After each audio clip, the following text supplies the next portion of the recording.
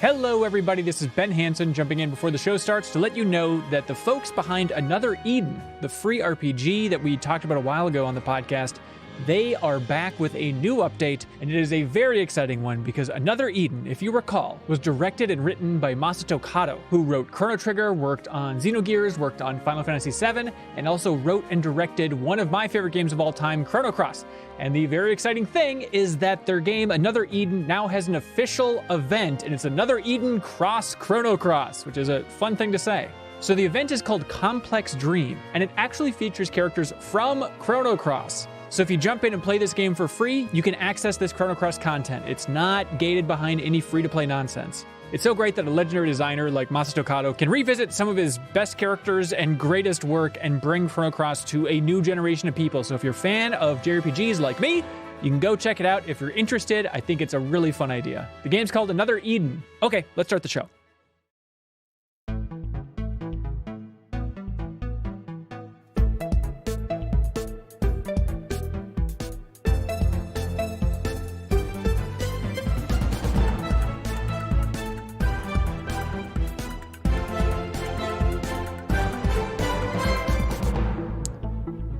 Hello, everybody, and welcome to a new episode of the MinnMax Show podcast, a place about games, friends, getting better. Let me turn on the podcast intro. Hello, everybody. I'm Ben Hansen. Thank you for being here. I'm joined by Leo Vader, King of Gaming. Thank you. Thank you. Also joined by Sarah Pazorski, the Queen of Gaming. Hello. I would also like to be the king. Okay, we'll see what we can do. Also joined by Brian Vore. Welcome, Brian. Hey everybody, how's it going? Oh, thanks for being here, Brian. Brian, former Game Informer editor, former 2K champion, has done a lot of great work with MinnMax on the social media front lately. Let's see, your friend Ross is kind of the Star Wars guy. What guy are you again, Brian? How would you encompass your guydom? Star Wars, Marvel, Okay. all that stuff. All the good stuff. Luckily for you, I'm quite familiar with the new High Republic Star Wars stuff, so that'll come into play later. Thank God, because I was cruising the Star Wars subreddit just to try and get some glimpses of like, okay, what should I know about the Star Wars Eclipse game? But we're going to talk about that. We're going to talk about a whole lot more on this episode of the MinnMax Show podcast. If you're watching us record this live on YouTube, thank you for being here. Quite an honor. You can always subscribe to the podcast version of this. It's free on your favorite podcast app. The MinnMax Show podcast is the thing you're watching right now.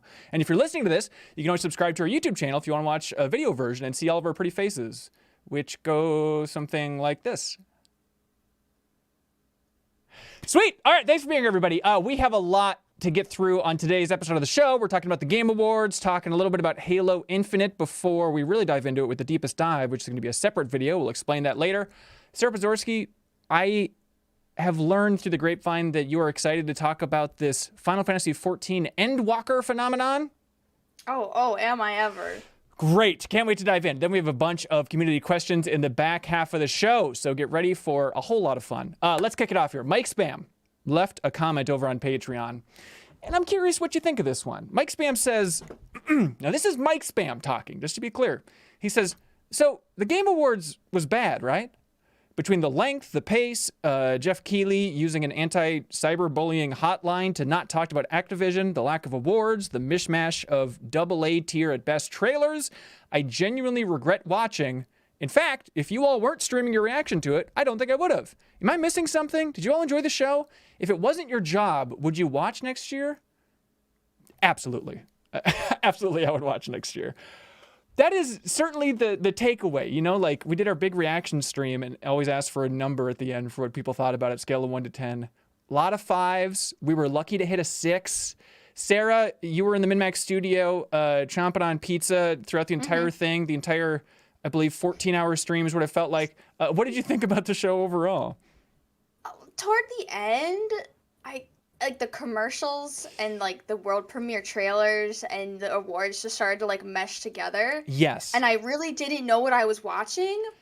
And I gotta say, I woke up today and I kind of have like a little bit of like a gamer hangover. Like if you asked me to like explain the events that happened at the Game Awards, I don't think I could get past the first hour. Yeah. I blacked out at some point. There's certain things with the Game Awards we need to stop being surprised by. There's going to be celebrities. There's going to be a natural confusion about, is this an ad? Is this a trailer? What is going on? I guess that's the way the show can sustain itself moving forward, is with packing it full of your favorite Facebook gaming ads littered throughout the entire thing, Leo. I don't know if you've heard of Amazon Luna, but that's a pretty sweet way to game, as I've been told from the Game Awards, so please check it out, man. It's kind of interesting that they took only deals from massive companies. It's like they went for fewer, more lucrative marketing crossovers. Yeah, it is weird how that works out. But overall, like, Brian, you watched it as well, right? Sure did. I thought the first hour was like, we got a little celebrity, we got a little music. Yeah. Mostly concerned with like the big game announcements, which happened a decent amount in the first half. But the second half, there's definitely that moment where everyone's brain just turns off and their eyes roll back in their head, right? It was just like, is this over? Is it just like an ad stream now? Like, yeah, we're all waiting for the big finale. Like, I was thinking like, oh, it'll turn around at some point, but it just never does until the Matrix thing, which we all knew was coming. So there was really no big ender, right?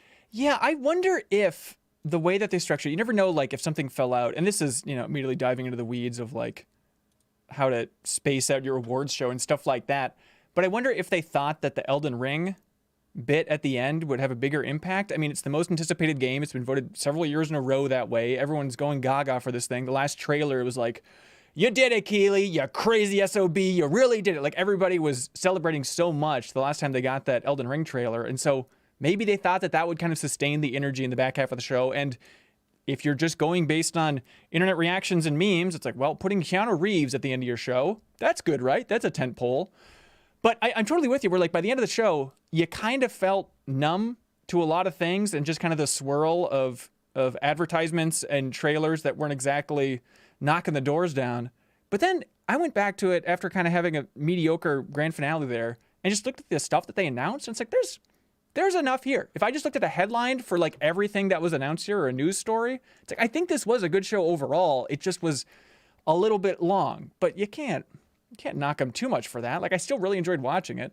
Am I just too much of a stupid defender of all these awards shows because it's better than, I don't know, watching some Netflix show or something? Sitting alone with your thoughts? Right. Exactly. I definitely feel biased because doing a reaction stream is the most fun way to engage with it. Yeah. I loved the time we spent with it last night, but yeah, I don't really know if I would watch it live. Worried about my job.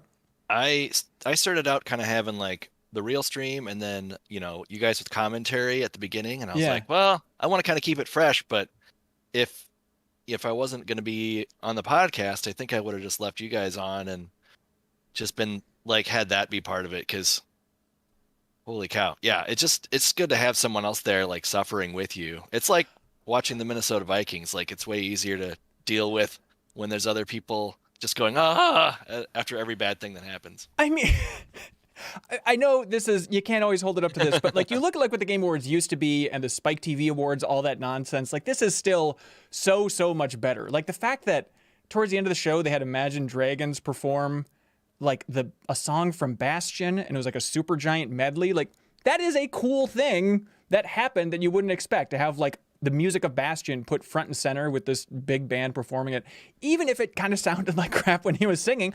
But still, like, the ideas are cool there. It's so much better than it could have been. So I reject the Vikings analogy, Brian. I reject it outright. This reminds me. Okay. This reminds me though. Cuphead. Yeah. Was that lip synced? I think it might have been. I was a little unclear about that as well. So they had like a bunch of performers come out there and kind of give, like, it was a musical performance from the 20s is kind of the vibe they were going for. It kind of seemed that way. Yeah, probably, but is that so bad? I was like feeling it the whole time, and then I'm like, this feels weird. And then they end on a piano, and it's like a xylophone sound. I'm like, are you guys even pretending to make this seem like a real performance? Look, they had like the old-timey mics, and so I think it's tough to get those functioning if they're built in the 20s and stuff, so you do what you gotta do. But, I mean, all right. That was cool that at least they showed the DLC finally for Cuphead, the delicious last course, what they've been quiet about for a while. Sarah, you're smirking already. I thought you said it was a sequel. I thought you said that it comes out so far after the main game that it should just be considered a sequel and not DLC, Ben. Sarah's bitter. You said that. Sarah's You said bitter that. about Outer Wilds, everybody. Just let the record show. But No, I'm just pointing out, some facts are getting twisted a little bit. no, this is DLC. They describe it as Okay. DLC. So even You're though walking it back. No, yeah, but I'm We going have off it on. We have it on tape that you said that it should be called a sequel. I felt like because they've been quiet for so long that they're going to rebuild it as a sequel, but like it could not be more clear that this is Cuphead, the Delicious Last Course, and they call the new location DLC Island, which I haven't played Outer Wilds DLC, Sarah, but I assume that it's called like DLC Planet or something, and they're also very clear for what they're doing there. Okay, perfect. But yeah, that thing's finally coming out June 30th, 2022. You can play as Miss Chalice. Chalice? Chalice? You can play with her in the original game and all that nonsense. But let's get to like something that we're excited about. Brian, what do you got, man? Number one exciting thing from the Game Awards. Well, I think that would have to be Star Wars Eclipse. I know it's all kind of just like pre-rendered cinematic stuff. Yeah. There's a lot of juicy stuff. As I mentioned at the top, I've read all the High Republic books for the most part. God bless you. There's so many, and they just don't stop coming out. But to catch everyone up on the vibe of it, it is set several hundred years ago, before the prequels. Right. You notice Yoda was in the trailer. He's a young fella there. Okay.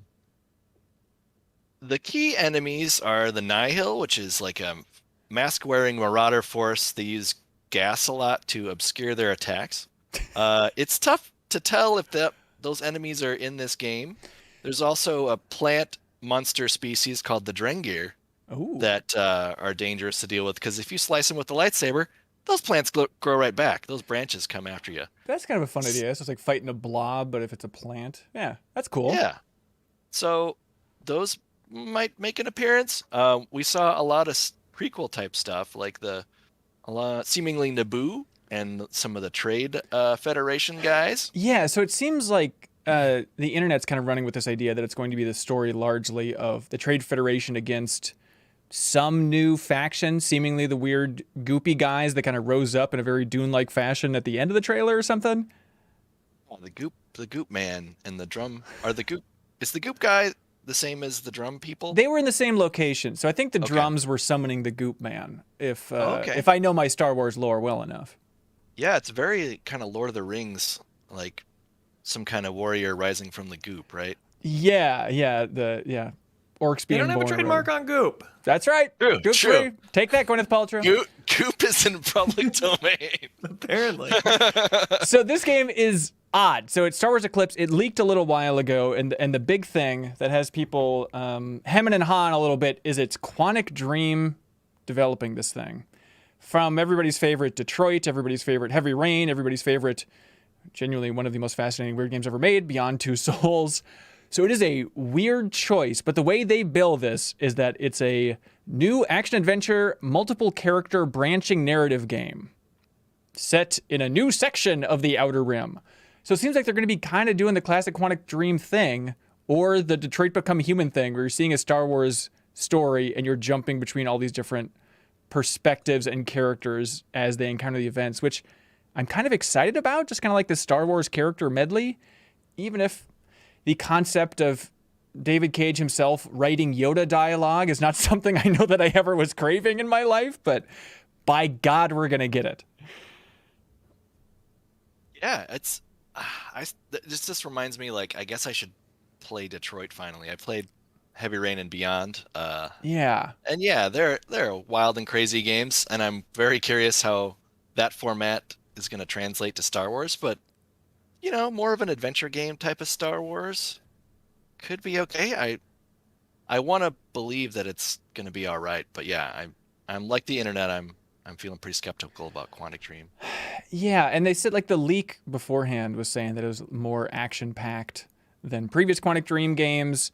I don't know what that's going to mean, more QuickTime events or what exactly, but the trailer I do think was really cool, even if it is just here's a bunch of sweet-looking Star Wars stuff flying at you, so it's tough to poo-poo it or really even get a sense of what is fascinating about it, but it was good-looking Star Wars stuff, by God. I don't know if you guys if it was because of the quality of the stream or not, but some of the shots I was like, wait, is this film footage from the like some of the space battles like looked really, really good. So yeah, and I mean it's easy to knock on Quantic Dream for a number of very valid reasons. At the same time, like I don't think Detroit or even Beyond got their due just for how good looking they are. Like Detroit is still, I think, one of the best looking games ever made. It is just ridiculous. And so I'm excited to see visually what they can do, because it's going to be a while before this thing comes out. So hopefully they'll really have their heads around the, new tech and stuff, because they say this is very early in development still. So don't expect anything for a while. But Star Wars Eclipse, new Star Wars game to look forward to. Hey, Sarah, number one excitement thing. What do you got? Sonic Breath of the Wild. And that was the official name that they went with. They spitballed a lot of ideas, and they ended up going with Sonic Breath of the Wild. Sonic Frontiers is this new game. Do you want to walk us through that trailer, Sarah? What we saw, how we felt, all that good stuff? Sonic run through the grass. Yeah. And that was very nice. We'd already seen that. And then he sort of like breaks through the grass into this very like fieldy, I don't know what to call it, Breath of the Wild type area where it's very open. Some hills, some ruins. You can see some things in the distance that looks like a tower that you can run up vertically. It's like Sonic is encountering the world from Shadow of the Colossus. It's just it also looks like that. Yeah. Yeah. But the part that really made me laugh, even this morning, I was sitting on my couch thinking more about it, and it just is so silly that now like shorthand for open world game has become you have to show a character running up to the edge of a cliff. This is all from Breath of the Wild. Then you have a twinkling piano. Like the fact that Pokemon Legends use it, and then also the new Sonic trailer, it's that same idea of just have a character look over a cliff and then dee-dee-dee-dee-dee. It's like, it's so silly that is just the symbol now for, that's right, Breath of the Wild fans, we got your piano, baby, everything you want. It is a weird one. Leo, any excitement over the idea of a more open Sonic game? Please tell us. Absolutely. Yes. Oh, great. Have you ever wanted to play Breath of the Wild, but the character is a stupid little blue guy that looks the same as he did 20 years ago? Hell yes. I legitimately, I've never been more excited for a Sonic game easily. Hey, I guess mission accomplished. I'll totally play that. They, on their site and in the press release, it's really funny the way they're wording this, because they don't say open world. They multiple times say, so it's, quote, an adrenaline pumping, so write that down, everybody, an adrenaline pumping open zone inspired adventure. So you tell me what that means. Not open world. That's like when you're not allowed to call something food. And you call it like snack substitute or something. Right. Well, players will, quote, have the freedom to explore the visually stunning open zone realm. And so are they trying to be cheeky with like the zone Sonic thing? Or is it just really not as open world as we would come to believe? It's not actually that open world. Yeah. It's probably like open zones. Right. And then you can travel to different zones. I think you're probably right. Yeah. It's the same director as like Sonic Lost World, Sonic Forces. It's still the old Sonic team. So, don't think that it's revolutionizing Sonic. But hey, coming out holiday 2022, Sarah, and it's right there for you. We're excited that you're excited. Also, I think Sonic had like a good show at the Game Awards. Because they showed the new... What's that? It's rough when Sonic is, one of the glimmering points of your show. When usually we don't expect that level from Sega. Yeah. And I was like, wow, Sonic? That was like one of the better parts of the show. Because it was like a 1-2 punch of Sonic Frontiers, and then also the new trailer for Sonic the Hedgehog 2, that Ben Schwartz, voice of Sonic, came on stage to present the best presenter in Game Awards history. He should just present the entire Game Awards. Hey, we all like Jeff Keighley, but come on, it's time to go. Let's get Ben Schwartz in there. Just to have somebody, he could present every award. Just to have somebody who's like engaging with the audience, being funny, silly. He talked about the ugly Sonic design. He hit all the comedy beats he had to. It was perfect. And then Jim Carrey came on and pretended to choke the camera for what felt like 3 hours. I don't know exactly what was going on with that clip, but hey, there we go. I always wondered what it would look like to be choked by Jim Carrey, so that was a good touch there. That's right. That's what the Game Awards are for. All right, Leo. What was the most Leo game shown here, man? There was like 2 seconds of Riders Republic in the middle of a commercial for something else. That was the highlight for me, probably. Yeah. Okay. Great. It was a good find. It was weird to see like the games that weren't really in the show in a big way, but they still found their way in. Like Halo Infinite wasn't up for any awards, but Halo Infinite kept popping up throughout the entire show. It was really amazing, like just clips or, the star of Shang-Chi up there pretending to watch Halo Infinite on his phone. Like, it felt like they knew that it was a bummer that the most talked about game right now is not up for any awards, and they kind of tried to program that around that. But really, nothing else caught your eye? The new Saints Row trailer looked great. Yeah. Honestly, I'm totally with you. Like, we were talking about in the reaction stream, but that was one that I felt like I've seen everything I need to see. We saw gameplay clips. We kind of got the idea. Saints Row reboot, got it. But, like, that was just rapid firing between things that genuinely piqued my interest. Like, wait, there are some superpowers? Wait, you can fly a jet, but then also, like, change it and fly between buildings? It was just, like, amazing action shots, rapid firing. I think no one's talking about it, but I do think that was, like, one of the best trailers of the entire show. Yeah, definitely. The Game Awards in general, it's just, like, there's kind of a weird... I think part of the reason people only engage with it ironically and to make fun of it is because the industry is so mired in abuse allegations right now. Right. To be frank. And it's like going from that kind of half addressing at the start of it to, like we're talking about that Quantic Dream game, which as Orange Lightning pointed out in the chat, like they have serious allegations going on about them right now. Yes, absolutely. And it's like, we're there to celebrate games, but if we don't call out exactly who we're not celebrating, it kind of feels like we're just brushing a lot of stuff under the rug. Yeah, when the fact that, the biggest talkers in the industry of the year has been Activision Blizzard, everybody was pretty pissed at Keighley for saying, like, we're not going to call them out directly. They're not involved with the show in a big way other than the stuff that they're nominated for. I mean, he must be thanking the lucky stars that Activision wasn't up for like Game of the Year awards or things like that. Like they really weren't present in a big way in the awards themselves. Honestly, yeah. It's like, I wonder what his decision would have been if it was harder to not include them. Right. And, we talked about it a little bit where he opened the show by going out on a limb and saying harassment is bad, everybody. In this industry, we want to respect people. And the crowd applauded. And, obviously we wanted him to call out Activision in particular, but then as we talked about, Leo, during the reaction stream, like it's that tough thing of the entire video game industry is had a bunch of rough patches in the past, present, and future. And so if you call out Activision, then it's like, okay, now let's also call out Riot, let's call out Quantic Dream, let's call out Ubisoft, let's call out Insomniac, let's call out all the big companies, which, hey, I don't know if you're sensing a thread. I think it's almost every video game company, essentially every video game company, an industry that's built on predominantly young men with a lot of money, like has not had a good history or present for a lot of folks.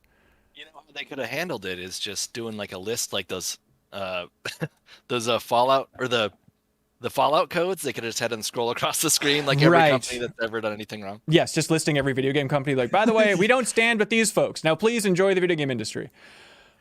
Yeah, there's no easy solution to it, certainly, but the fact that there isn't means there is this specter hanging over it that is going to prevent people from really being able to engage with it without feeling conflicted.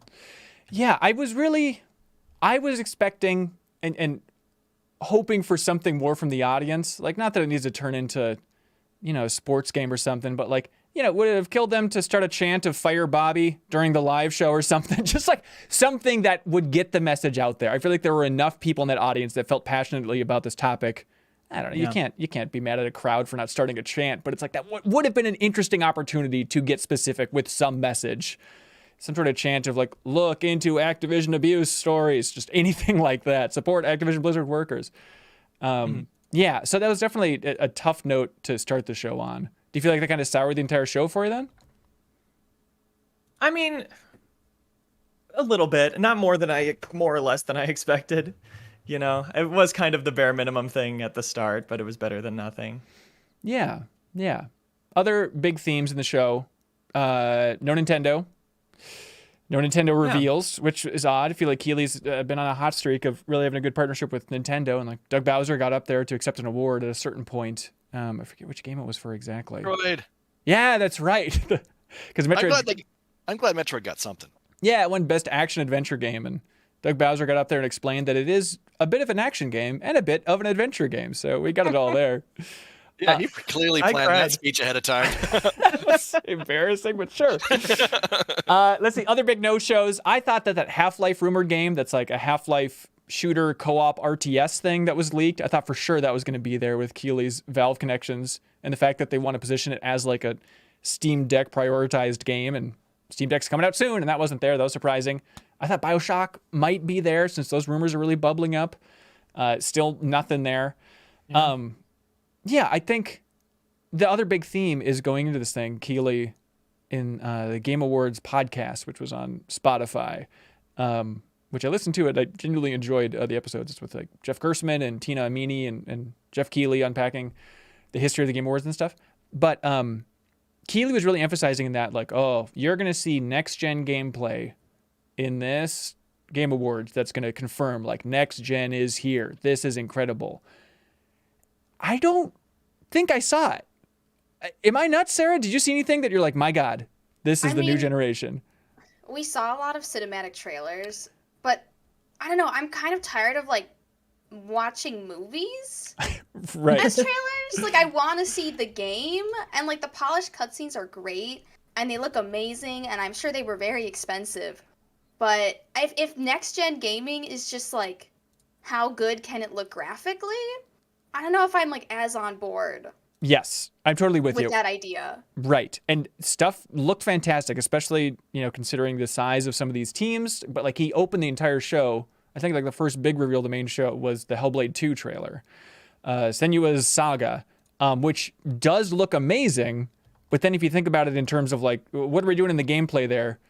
It looks like we're just kind of running away from a big troll thing and shooting it with arrows. Sticks. Right. It's a very beautiful looking Crash Bandicoot run away from the screen style thing. It looks incredible, and I'm sure that game's going to be really interesting, and I do want to give it up. You know, we talked about it in the reaction stream, but I do want to give it up to Keighley for like opening the show with this 6-minute dark mood piece of Senua hearing voices and trying to take down a troll. Like, it is a cool, artsy way to open the show, but in terms of next-gen gameplay that got me really hyped, it wasn't that, and it wasn't the Matrix stuff at the end, realistically. I mean, maybe once we play that Unreal Engine 5 experience that the Matrix will be, we'll be blown away then. But I think Forspoken in the past was kind of the flagship for next gen of like, look how fast you can move across this environment. Right. You can load it in at this level of detail. But the new Forspoken trailer didn't really have any of that. No, it's cool. She kind of had bullets and were throwing bullets as if they were spells and stuff. And they confirmed the release date, which is May 24th, 2022. So that thing's coming soon. We might have more to say about Forspoken in the near future at MinnMax. Please stay tuned, everybody. But yeah, that trailer I don't think really popped in a huge way. Let's see. I'm trying to think of the other big things. Like, honestly, one of the more impressive gameplay bits of the show, for me at least, was a game that they've been talking about for a long time. It was the first time they actually really showed it, and it was called Nightingale? Nightingale? Sarah? Why can't I say that word? Oh, you're talking about like it's like Valheim, but not Valheim. Yes, that was the working title. You can like build a little town with your friends. Yeah. Go through these portals and like fight in different fantasy zones. Right. And so it's from a studio called Inflection Games now, which is a bunch of former BioWare developers. Aaron Flynn, the former head of BioWare, started up the studio a while ago, and they've been talking about building up a new RPG for a while. But yeah, it's the first time we saw it, and it is very much that Valheim thing that got me excited. I'm like, okay, this looks like it has a good budget behind it, and it's a co-op. They describe it as a shared world survival crafting game set in a rich gas lamp Victorian fantasy setting. So fans of gas lamps will find a lot to love here. But that idea of like working with friends and building up an entire town in this survival game and then having these giant creatures come in and crash through it is exactly what I love about Valheim. Even like the portals and all that stuff, it's all here. But I think that looked really cool. And that was like something that's like, okay, the idea of building a town and having a big thing destroy it piece by piece and have it look that good, like that has me way more excited than running away from a monster in Hellblade 2. But that's just me. Nightingale, everybody. It's from like Improbable is the name of the tech and the company funding this thing, and they're big on like their streaming tech and stuff like that. Scavengers came out not too long ago from them. But yeah, Nightingale, it's PC only in 2022 is what they're saying for that big release date. Let's see. Another big surprise. Again, if you put all these back to back, this is not too shabby. We got Wonder Woman finally it's revealed what Monolith is working on, and it's a freaking Wonder Woman game. You gotta imagine that they had their pick of what Warner Brothers property to work on, and probably after Shadow of War came out, it's like, okay, what's hot right now?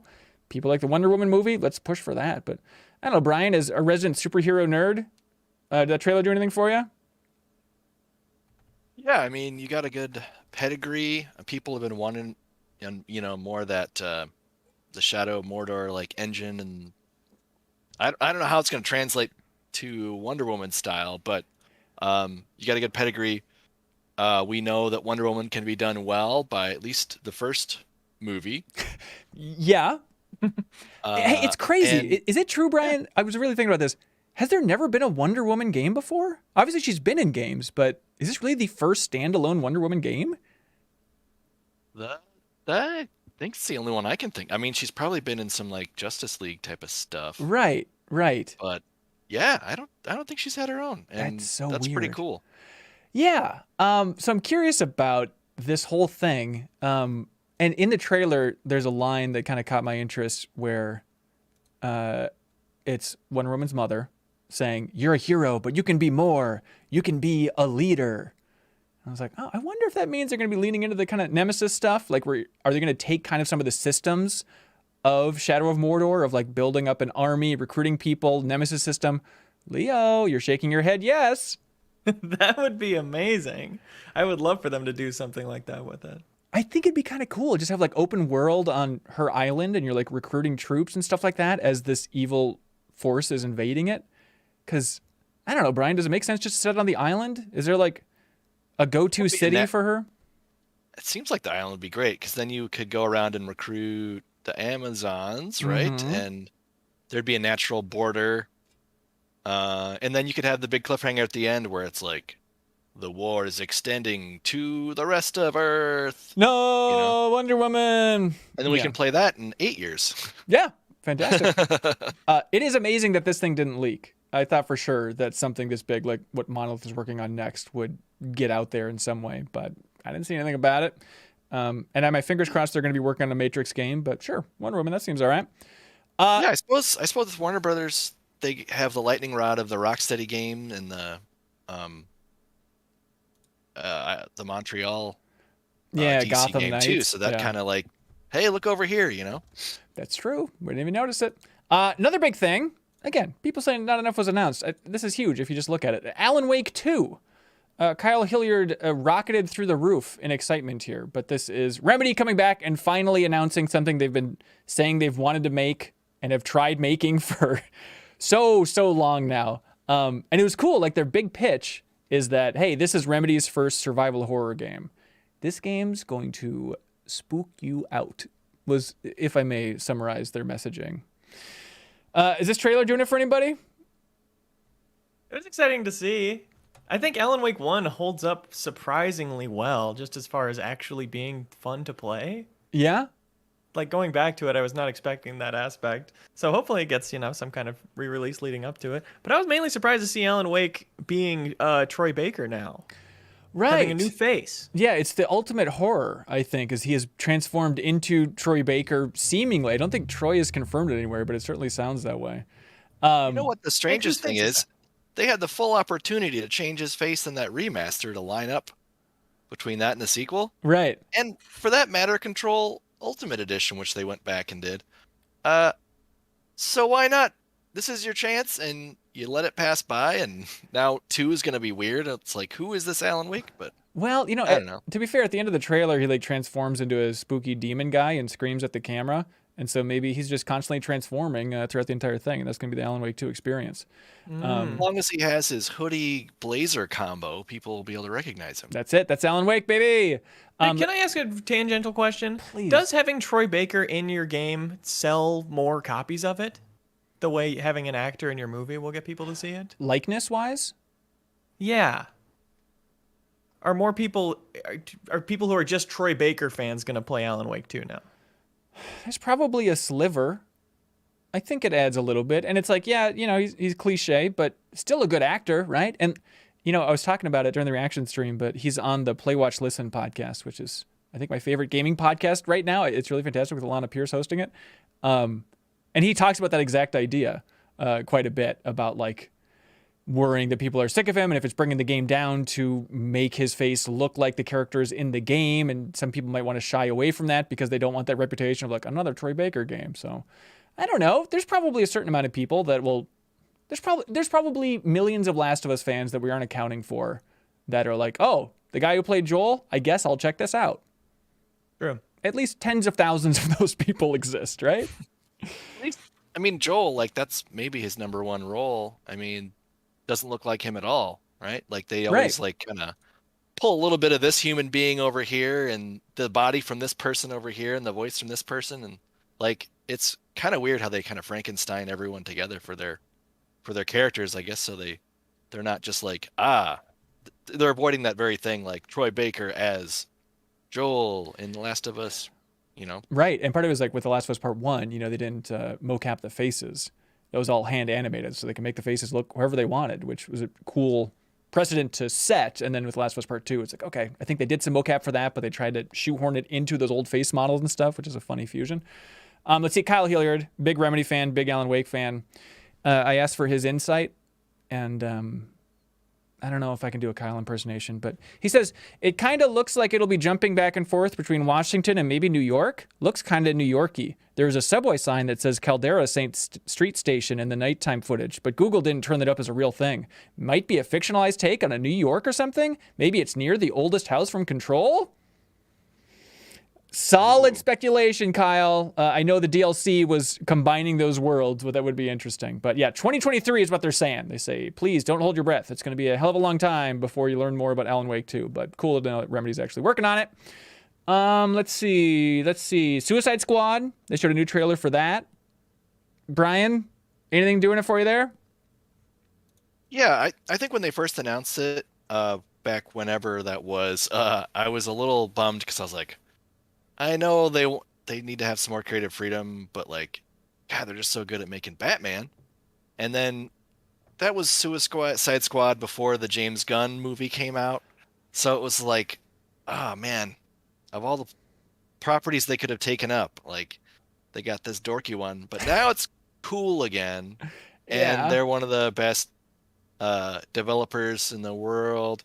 So I'm just kind of confused on how it's going to all play out, but I do like the cool idea is like, okay, I know more about the Suicide Squad characters, like who the shark, like I'm familiar with the shark guy now, and right.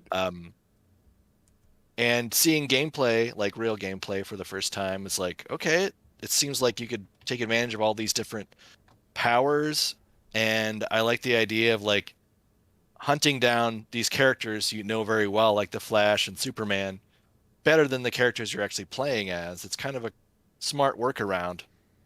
Yeah. And then it's like, then the Suicide Squad is not like crazy powered up, like trying to make a whole game based around the Flash or Superman. It's like, oh, these guys are so invincible and their powers are so weird to translate. But if you have like only slight superpowers going against these crazy bosses, it's a cool concept. Yeah. I don't know if anything got me more excited for it in that trailer, but yeah, it seems right. Yeah. Do we know if it's like looks like a co-op game, but is really just single player, like Guardians of the Galaxy, or do we know anything about that? That's a great question. I assume it's co-op. Yeah, it has to be co-op. I'm trying to remember. I think it was 4-player co-op, but then Gotham Knights is 2. It's something like that. It was confusing, where you would think that Gotham Knights would be 4. So I always get that jumbled in my head. Let's see. Other big things. They announced Final Fantasy VII Remake is coming to PC December 16th. Epic Game Store exclusive. But hey, check it out, everybody. I hear it's 2020's best game. Space Marine 2, I'm very excited about. I really enjoyed that first game from Relic back in like 2011 or whenever that came out. But Space Marine 2, and Tim Willits is working on it with Saber Interactive. Tim Willits left Doom and id Behind to work on a new Space Marine, the second one with Space Marine 2. Remember that time that Saber Interactive was purchased by Embracer Group for $525 million, which is almost as much as Sony paid for Insomniac, which seems bananas, but hey, look at this. Space Marine 2, they'll get the whole thing. Dune Spice Wars. Hey. How many times do I have to scream it? I think that's very exciting. It's an RTS with 4X strategy game elements is the way they describe this thing. And it's so cool. I wish it would have timed out with the movie because I left that movie loving it so much and just wanting a new Dune game to play. So I'm really looking forward to this thing coming in early access in 2022. Yeah, I'm a big Dune nerd and definitely looking forward to that. It should be noted for those unfamiliar that Dune has a long history in the RTS genre, right? It kind of created it. Created it, right? Yeah, back at Westwood. Yeah, so it's cool to see it carried forward here. So the studio is Shiro Games. They made Northgard last, and it's published by Funcom there. But you can play as House Atreides, Brian Vore, Harkonnen, and more. And I guess you can create spies and like infiltrate the other camps and stuff like that. So I think it'll be cool. Might secretly be the best game that they revealed here. Might be Dune Spice Wars. Let's see. Rumbleverse from Iron Galaxy. The studio that did a lot of support for Fortnite is now being published by Epic for their new game, Rumbleverse, which looks like a melee-focused take on Fortnite. But cool to see Epic is not scared of competition because they're funding this whole thing. So it's coming out in early access February 8th, 2022. Arc Raiders, which Sarah could not get over how excited I was for it, even though she forgot exactly what it is. Yeah, it's not ringing any bells. It was the one that I liked at the end because there was a sphere jumping by people. Oh, your favorite game, the one that you cross your own bingo thing off. That's right. You said it had to be unanimous. Yep, and then crossed my heart and hoped to die because I was so excited for Arc Raiders. But looking into it, I am actually a little bit more excited about it. It's coming out 2022, and it's a free-to-play co-op shooter, which, we've seen those before. But the team is Embark Studios, which has a lot of former DICE talent in it, including one of my favorite people I've ever interviewed, Stefan Strandberg, who was the sound designer for DICE back in the glory days. Remember when it was like DICE, the main talking point was how good all their games sounded? That was kind of the Stefan Strandberg era. Not that the new team isn't talented, but I associate it in a big way with him. So he's over there with Patrick Soderlund and those folks, but it's got a really cool style to it. It's like a 70s retro vibe, fighting a bunch of machines.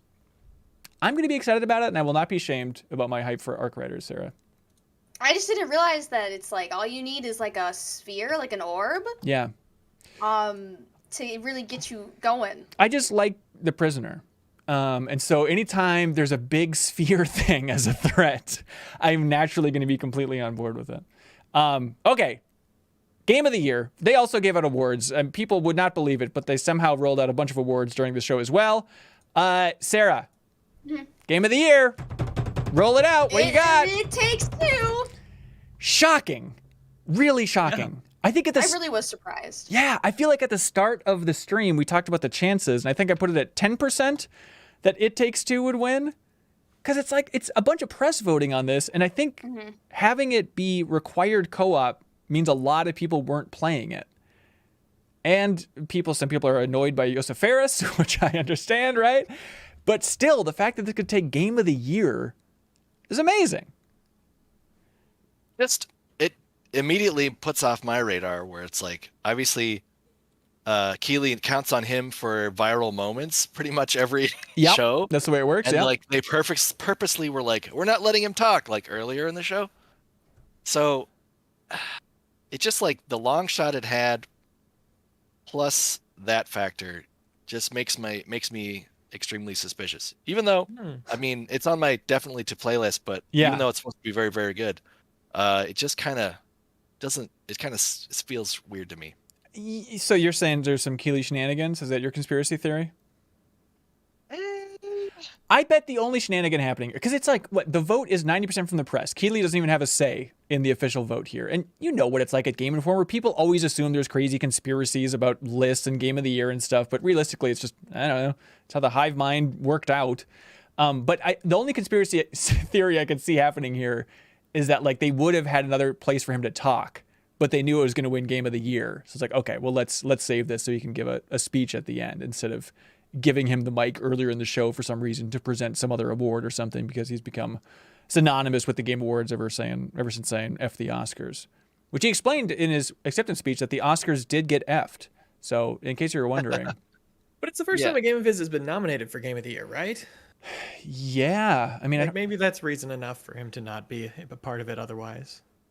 Yeah, that could be. Yeah, and he's not revealing it necessarily, so there's not a big reason to shoehorn him in and all that stuff. But I thought it was nice. It was a nice acceptance speech. It was nice that he shouted out Neil Druckmann, who gave him the award. Just like, by the way, Neil, you're a big inspiration. Okay, moving on. Like, not many people have the presence of mind to squeeze that out. But you should. I suppose he did. I mean, they did win a few awards earlier in the night too, so yeah, it kind of had a hot streak going. Right, it won Best Multiplayer, and that should have been a bigger sign, I think. They're like, oh. Best family game, Best which a lot of family. people were a little concerned about. I'm a little concerned people are going to be like, oh, I found this new game to play with my child. I guess, could it hurt kids to learn about divorce? Is that necessarily a terrible thing for kids to be aware is a concept? Brian, you're a father. People are more concerned about the elephant. Right, well, there's a big moment in there. Yeah. Was that supposed to be funny, Daddy? Why were Ronnie and Hanson laughing so much during the stream? Yeah, I don't know. I think you should absolutely play it, Brian. I think it's a very good game, and I think it's going to reframe It Takes Two in an interesting way for this year. I think we're going in. I thought it was going to be Deathloop by a mile, but like just speaking personally, it felt like this is putting a little wind in the sails for like maybe I will fight for it harder for MinnMax's Game of the Year. And I know it's stupid to be influenced that way. I always hated it. You know, you remember Leo back in Game Informer debating whether or not Breath of the Wild should be Game of the Year in 2017. And everyone was very on the fence, and it was a tough argument the entire way through. And then after the Game Awards, where Breath of the Wild won Game of the Year, then it was like, okay, I guess we can do it. And I was like, what? We've been screaming at you. Not getting specific on who, but we've been screaming at you that Breath of the Wild's Game of the Year.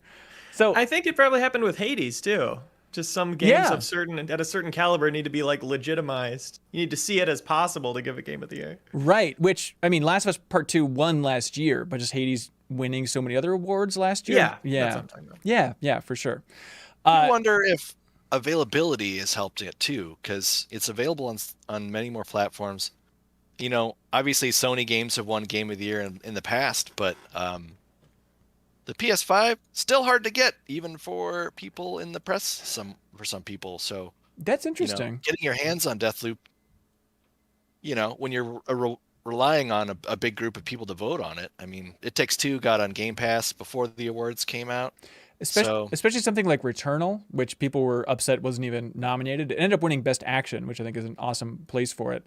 But yeah, that one in particular, it's like, yeah, not even on PC. How many people are really getting access to Returnal to be able to nominate it and push it through here? But that's another thing where it's easy to criticize the Game Awards. I thought like their winners by and large were really good. Age of Empires 4 won Best Sim Strategy. I'm happy with It Takes Two winning the overall thing. Like Returnal got its due. Best Narrative went to Marvel's Guardians of the Galaxy, which I genuinely think I think that's a good place for it compared to every other game story in that category. I think it's probably the strongest. Sarah, I know you were outraged that Chicory was snubbed in a big bad way. I'm still mad that Chicory was snubbed. Yeah. For Games for Impact. Yeah. So here's like, did they play it? Did they play Chicory? I don't know. Not enough people did. And I think there's a little bit of like people voting, even if they didn't play Life is Strange True Colors. It's just like, well, there's a brand association there, which is like, yeah, I think it's about like women's feelings or something. So yeah, that seems like a Games for Impact. I'm sure there's a little bit of that going on. Yeah, because like Chicory on the surface, like it just looks like a coloring book. Right. And then you dig deeper into it and you're like, oh my God. Oh my God. It's a good game. So, Play Chicory, everybody. All right, that's it for the Game Awards. They also had a Matrix clip at the end. They all came out. Carrie-Anne Moss and Keanu Reeves showed a clip, which it was an odd clip. Here's the thing. All right, Sarah, I don't know if you have to like take your headphones off or something, but we got to talk a little bit about the Matrix. I hope that's all right. I'm sorry. But in that clip, like one of the most fascinating things about the trailer for Matrix Resurrections was that they had clips from the original Matrix like projected in the background of certain shots. It's like, what is happening in this new movie? And if this clip is as much as they explain it, like I will be blown away because it's so bizarre where they show Morpheus projected on a wall and then they have the new Morpheus say, sometimes nostalgia is cool. Basically, where it's like, what? It's almost like that's the entire marketing plan for the movie. How dare you? I mean, now, wouldn't that be crazy that they're just trying to market the first movie to you again, but in another movie? This is the only soft reboot like that of the tens of thousands we've gotten in the past 5 years that I think might actually like address that and have something to say about it. And for that reason, I'm interested. Oh, good. Okay. Yeah. Same. Also, as we know from the Unreal demo, Yeah. the line in there, marketing is the enemy. Don't trust them. Okay. So this is really weird. Did you play that, Brian? Yeah, I fired it up this morning. Oh, good. Okay. Yeah, so did I. So this is a new tech demo that Epic released. It's just on the new gen consoles, right? I don't think it's on PC. I believe, yeah, PS5, Xbox Series X. Okay. And S. And yeah, it is really bizarre where there's several beats in the beginning where Neo is talking to Trinity about marketing being evil. Like he's literally like, agents, I thought they were bad, but once marketing came in, blah. Where he says, yeah, he came in. We all know it's legal. Are you kidding me? You're gonna point at marketing?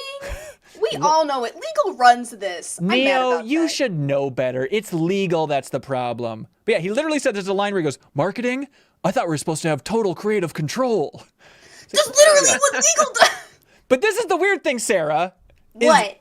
It's like the idea, please correct me, Matrix fans out there, but in that moment I was like, that's pretty meta for the Matrix. I was like, I guess the Matrix is all about meta, but not about like film industry meta. I'm sure there's a read in the film where it is, but did that strike you as weird, Brian? Is that going to be like a theme in the movie as well? Is it going to be embracing Hollywood a little bit more because they're showing clips of previous Hollywood films? Yeah, it's especially that combined with the footage we saw of the movie. It's just weird to think like how they're gonna wrap like, hey, remember this trilogy of movies we were both in, and now we have to move on from that. Like, I'm expecting this to be one of the weirdest, giant, expensive blockbusters in maybe of all time. Yeah, and it's coming I'm out. expecting full weird. Yes, I really hope so. I'm happy to announce that as of the last trailer, I have decided I like the movie, so I'm excited to see it. all right. Oh, this month. congratulations. That's awesome. And Yeah, Sarah, it is my movie of the year. will any amount of hype for the concept of the Matrix make you go back and watch the original Matrix, which you confessed last night you've never seen? No. What if I told you that if you support MinnMax on Patreon, you can lock a commentary track for the original Matrix from us? You did that? Yeah, Brian and Alex Grenling from Bungie and I did it. I mean, would it make the movie better? No, because nothing can make the movie better because it's almost a perfect film. It is the coolest movie ever made. Confirmed very recently that it's still totally awesome. You're really missing it. I know it's cool to be like, Gen Z and want to move on, but... I don't know who Doja Cat is, and I'm very proud of that. Right. I would just like to point out some... But some people just said, oh, I can't believe you don't know who Doja Cat is. But if the entire internet was like, my God, Doja Cat is a cultural phenomenon and one of the greatest artists of all time, and you haven't listened to them, that's embarrassing, I would change my tune, and I would be singing the greatest Doja Cat hits right now. And then you'll finish Arcane, too. You can't say that Arcane is as important and as phenomenal as The Matrix. I mean, when it came out in when? 99. 1999? Yeah. It You know still how old looks. I was? I was under the age of being allowed to watch the movie. Yeah, I know. That's why it's still impressive that it still looks so good and is so cool. I think if you see the effects, you'll be like, this does not look like it's from 1999. I don't know what 1999 looks like. It looks like Phantom Menace. It looks like hot trash, by and large, except for this.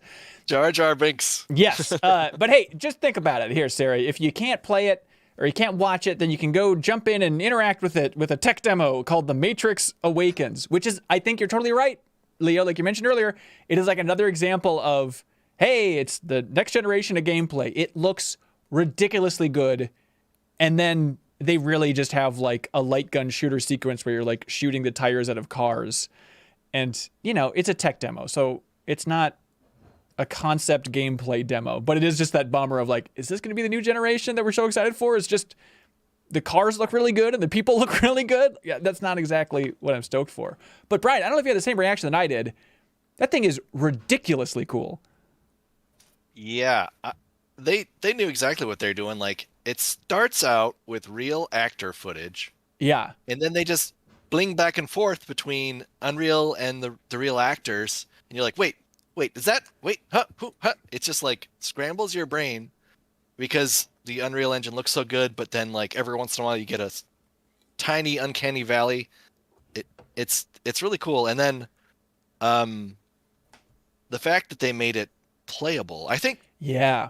Obviously, it looks great, but the impressive part to me is that they somehow built a humongous city just for this demo. Yes, gameplay issues aside, because it's a tech demo or whatever, like the part that blows my mind is then, you are dropped into this open world where it's just recreating the city from the Matrix, which, what's it called? Megalopolis? What is the city from the Matrix called? There's some official term for this fictional city.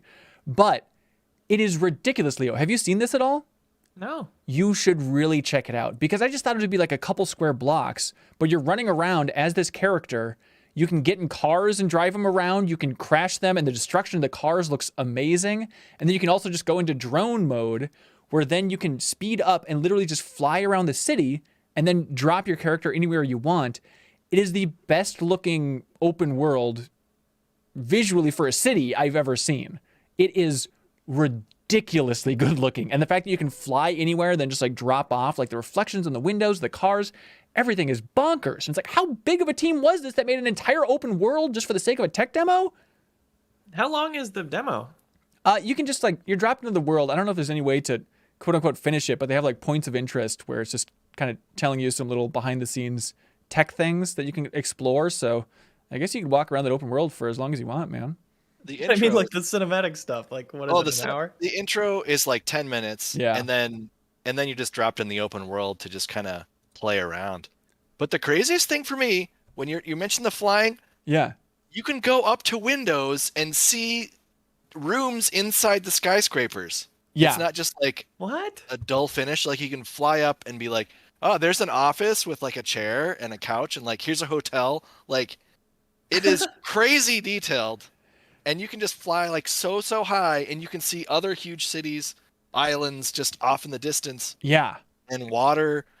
I thought I read some press release flying by on Twitter that it was actually not very big of a team at all. I saw that too. Yeah. It was something like they used this kind of crazy AA technology to and it pulled in a bunch of assets and then just shot it out, and it just kind of creates this whole city.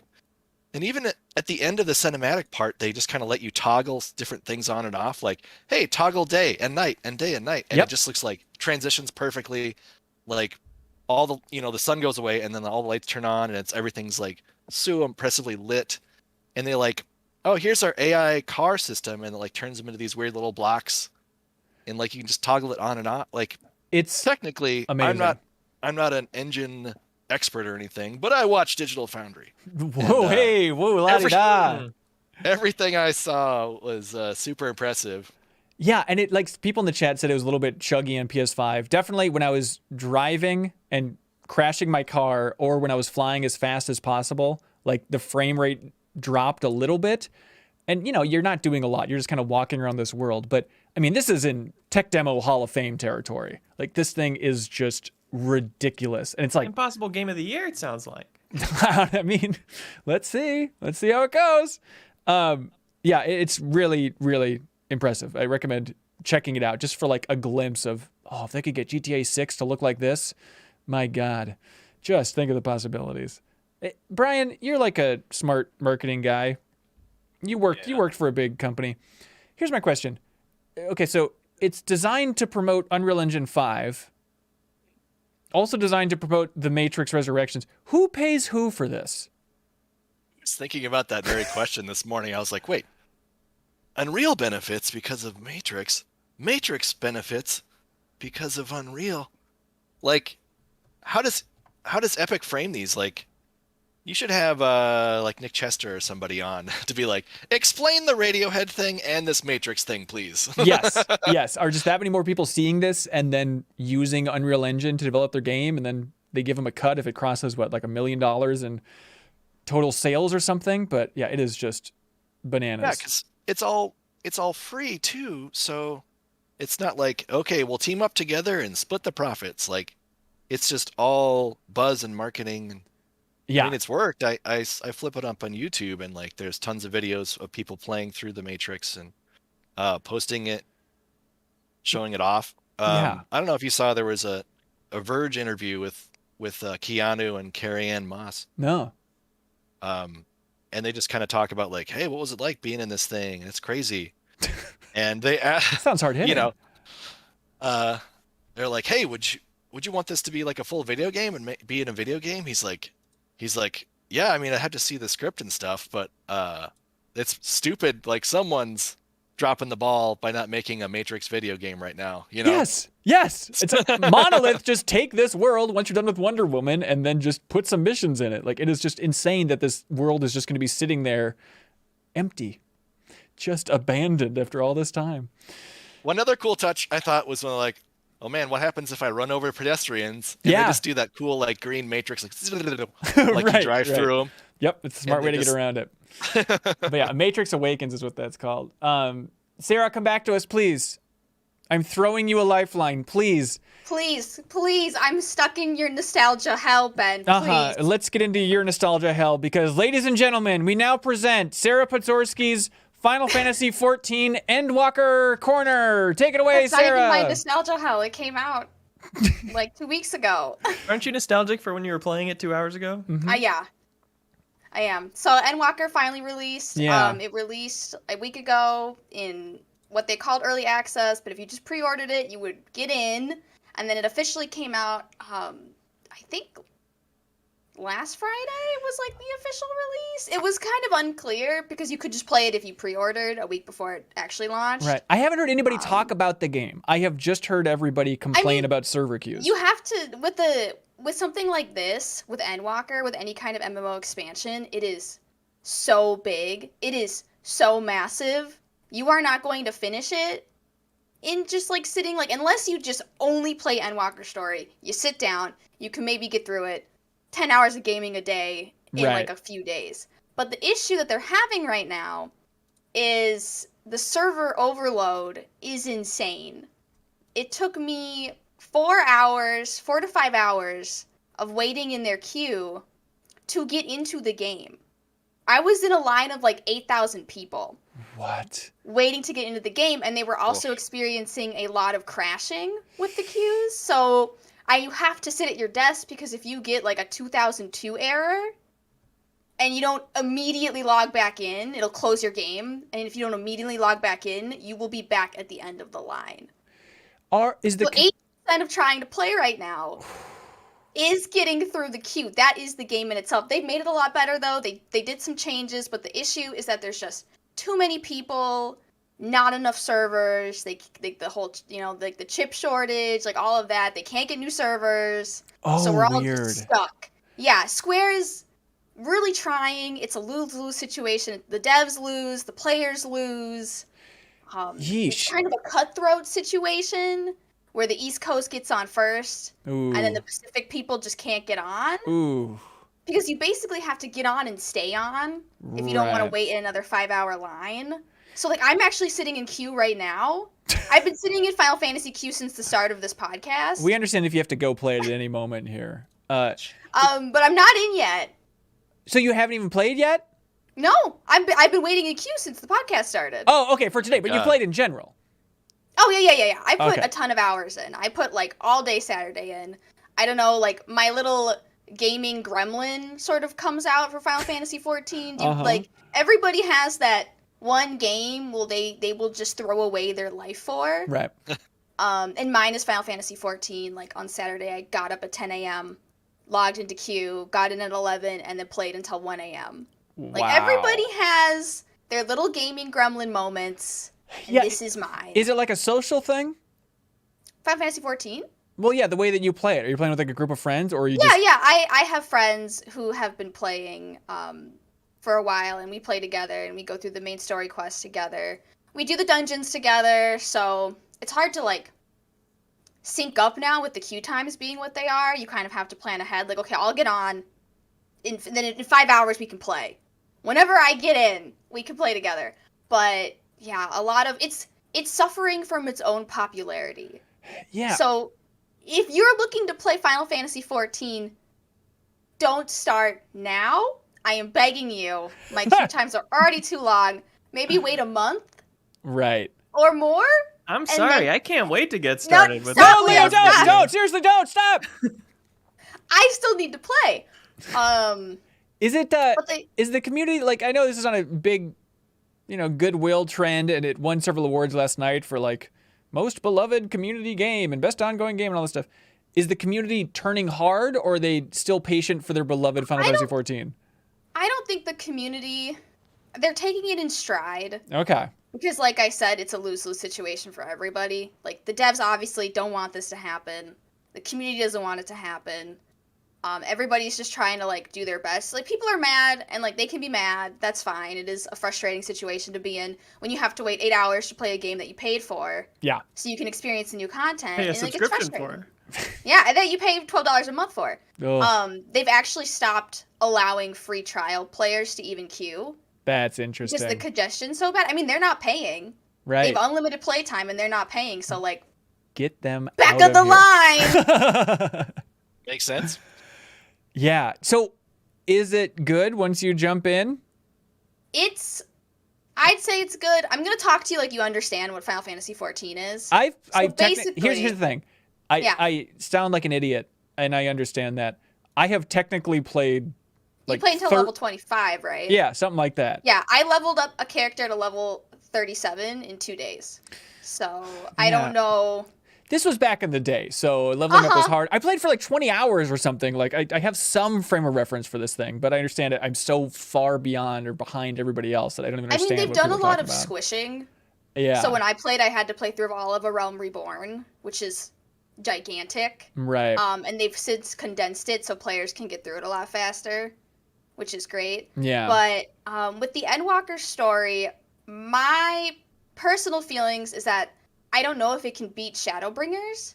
Okay. Because to me, Shadowbringers was just so good. It could have been a standalone Final Fantasy game, in my opinion. Yeah. It was just a wonderful experience. It didn't follow the stories as much of Heavensward and like Stormblood.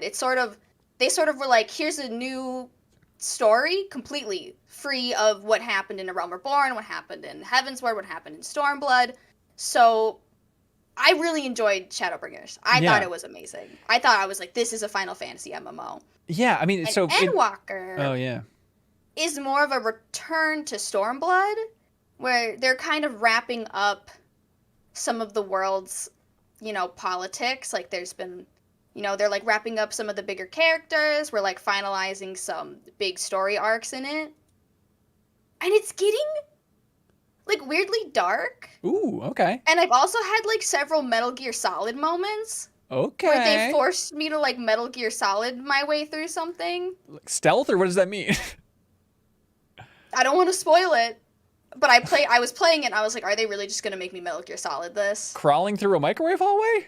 Both. All of the above. Interesting. Like, okay. real nude.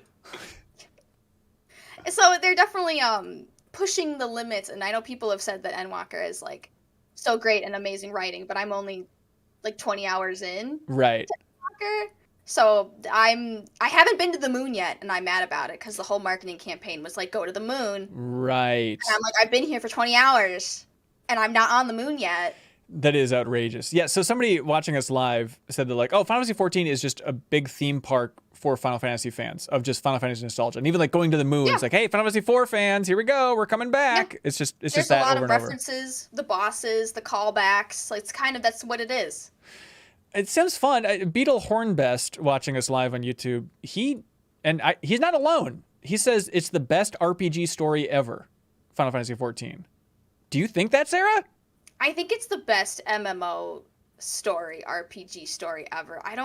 It's hard because it still suffers from what MMOs suffer from, which is like making you do fetch quests and like reading through a lot of text and like reading through even more text. And then, it suffers from what MMOs suffer from, but as an MMO and for an MMO story, it is like very good, if not the best. Yeah. Okay, here's a contentious question for you. Is this is like, it should be debated for Game of the Year 2021, right? I'm trying to get far enough in the story. Right. But it's just a masterpiece that they've managed to create this MMO. They released it, it sucked, they nuked it, they released it again, completely turned it around, managed to release like amazing expansions, like, and it's constant content is what this game presents you with. So like if you're like, oh, I can only buy one game ever in my entire life, I would be like, well, guess you have to buy Final Fantasy 14 because that's the only thing that's gonna outlast time itself. So we'll see if you get far enough to really fight for it for being on the 210s list next week.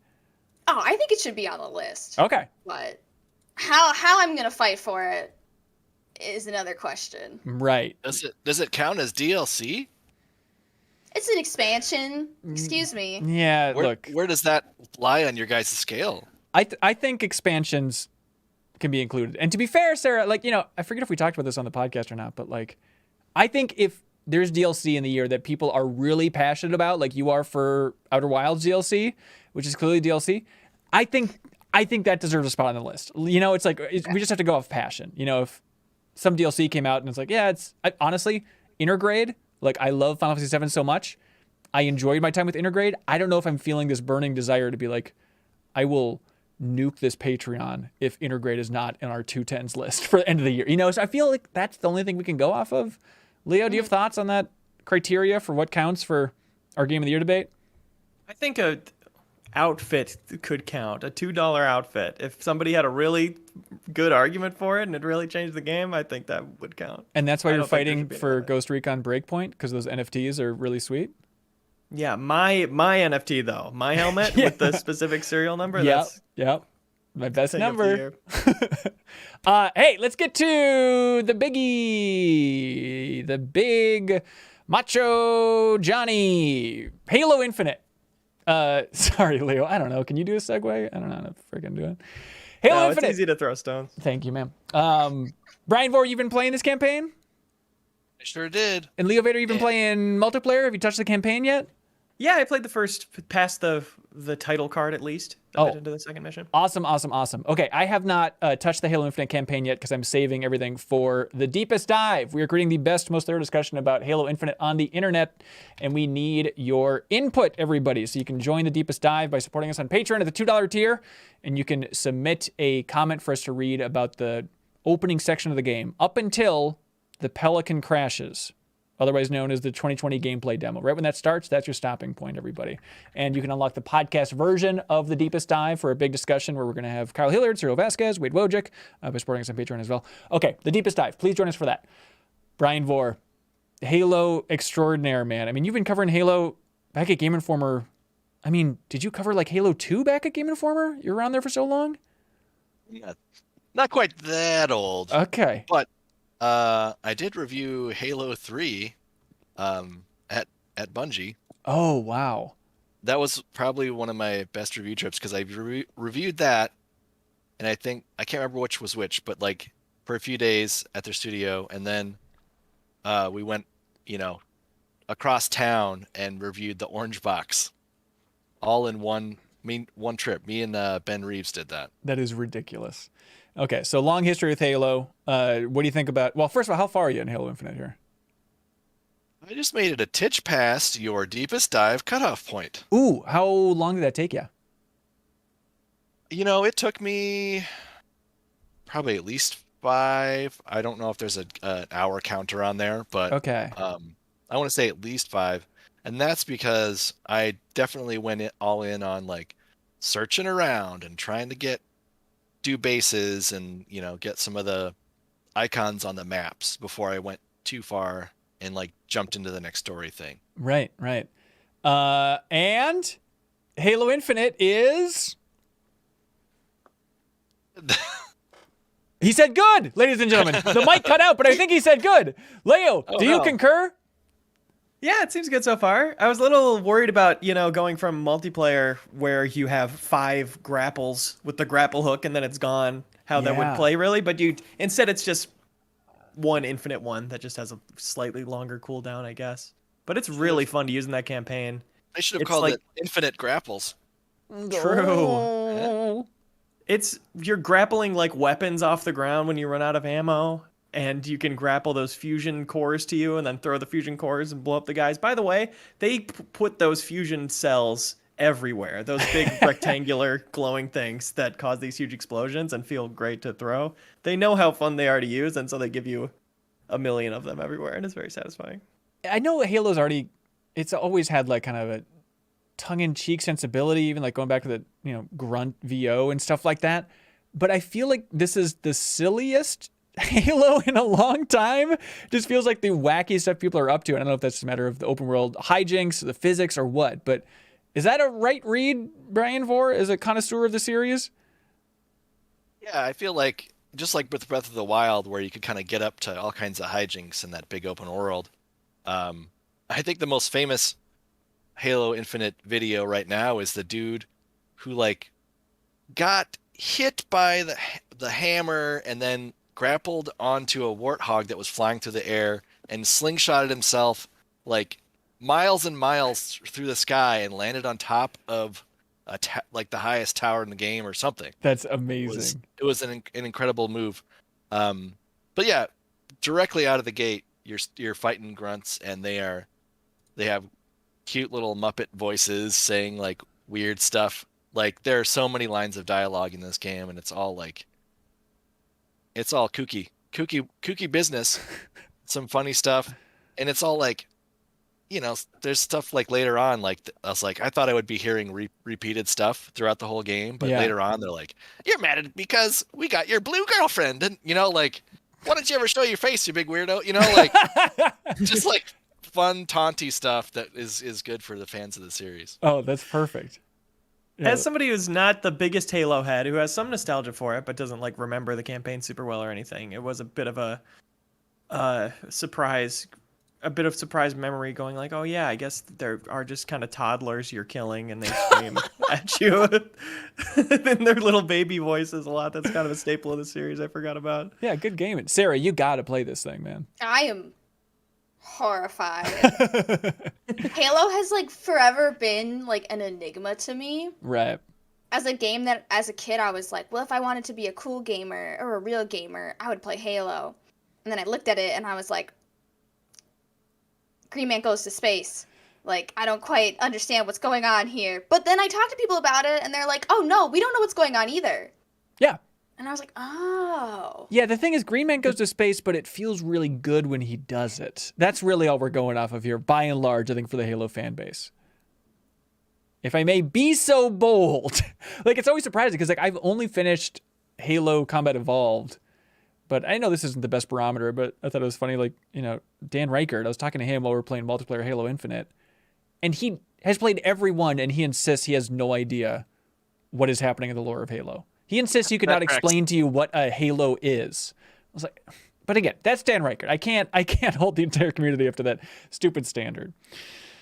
Yeah, I mean, that tracks. He's very much about like not knowing something is kind of his brand, right? That's his sweet brand. He's simultaneously an expert and, not just like totally clueless,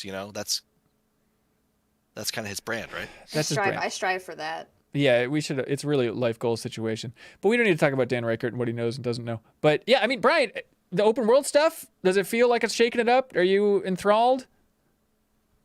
Yeah, I like they started off. They're not going to scare you. They started off very much in like space corridors, just to be like, okay, hey guys, this is Halo. Right. Don't be scared. And then obviously at a certain point, you get to a point where they're like, aha, and here is the world, go play. And it's fun to kind of have this big playground. I feel like in a lot of ways, this is the promise of, some of the early like Halo levels in the first Halo game, where it's like, here's a giant ring, go play and just go completely nuts. We're not going to like have a big playground and then force it down into things, like it's a wide Halo ring. You can just run around as you will. You've got all the great, vehicles and toys and guns to play with. Yeah. And I think the grapple is a great addition and very crucial in getting around this world, because they're not afraid to put some freaking huge hills and mountains in. And I think it's more of a fun, because like Leo said, it's integrated into combat. And it's also very important for traversal. Much more interesting, I think, than just having like a jump jet or a double jump, And... Right. Yeah, I'm looking forward to diving in. But yeah, Leo, haven't you been streaming the multiplayer too? Are you having a good time with that? Multiplayer is awesome. Okay. Like, I didn't know if I would really touch the campaign and before the end of the year, but I'll still be pushing for like the multiplayer as one of the best things of the year. Ooh, okay, awesome. Like, do you think you're going to stick with the campaign? I think so. Slowly but surely. I feel like I have a lot of games I want to try to get to before end of the year, and Halo is almost the most I know what I'm getting. Right. Versus like I really want to start Psychonauts 2 and see what's going on there. Yes, you absolutely should, for sure. Well, hey, Halo. It should be noted there are a lot of multiplayer cosmetics sprinkled throughout the game, like the campaign world, to kind of entice you guys to come on over and check it out. Interesting. Well, yeah, we'll be talking, I'd argue, for way too long about Halo Infinite with the deepest dive on MinnMax's YouTube channel. Please check it out, or you can unlock the podcast version. We'd appreciate the support if you enjoy that game club format. Should be a good time. I'm very curious to hear Wade Wojcik in particular as a Halo nut, somebody who has made a Halo short film that has millions of views on YouTube, like just unload on this game. Because he was texting me, he said, be warned, I have a lot to say. It's like, hey, that's the point of the deepest dive, is to celebrate this and give the game the discussion it deserves.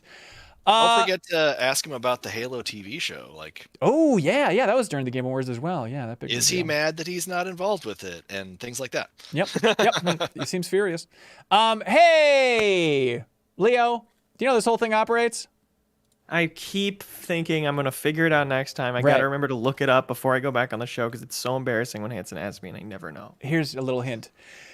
It goes P, it goes A, it goes T, it goes R, it goes E, it goes O, it goes N, it goes dot, / whatever. MinnMax, everybody, with 2 N's. Patreon. We're crowdfunded. Thank you for supporting the show if you enjoy the show. And thank you to some of our biggest supporters. I'm talking about folks like Brian and Nick. Brian and Nick here with Diverge Coffee. They say, we want to sincerely thank all the MinnMaxers that have given us a shot and supported us by trying our coffee. You've made our first advertising venture such a success that we're able to continue supporting MinnMax. Thank you. With the holidays, we wanted to do a bit extra. If you add a note to your order for Diverge Coffee and tell us that it's a gift, we will festively wrap your order and put any personalized note of your choosing inside the box.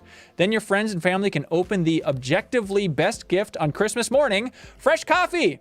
Whether you're buying a gift or buying for yourself, don't forget to use the code MinnMax, 2 N's, at checkout at Diverge Coffee to get 15% off of your order. Have a Merry Christmas from Brian and Nick at Diverge Coffee. Isn't that sweet? I love plugging coffee on the podcast.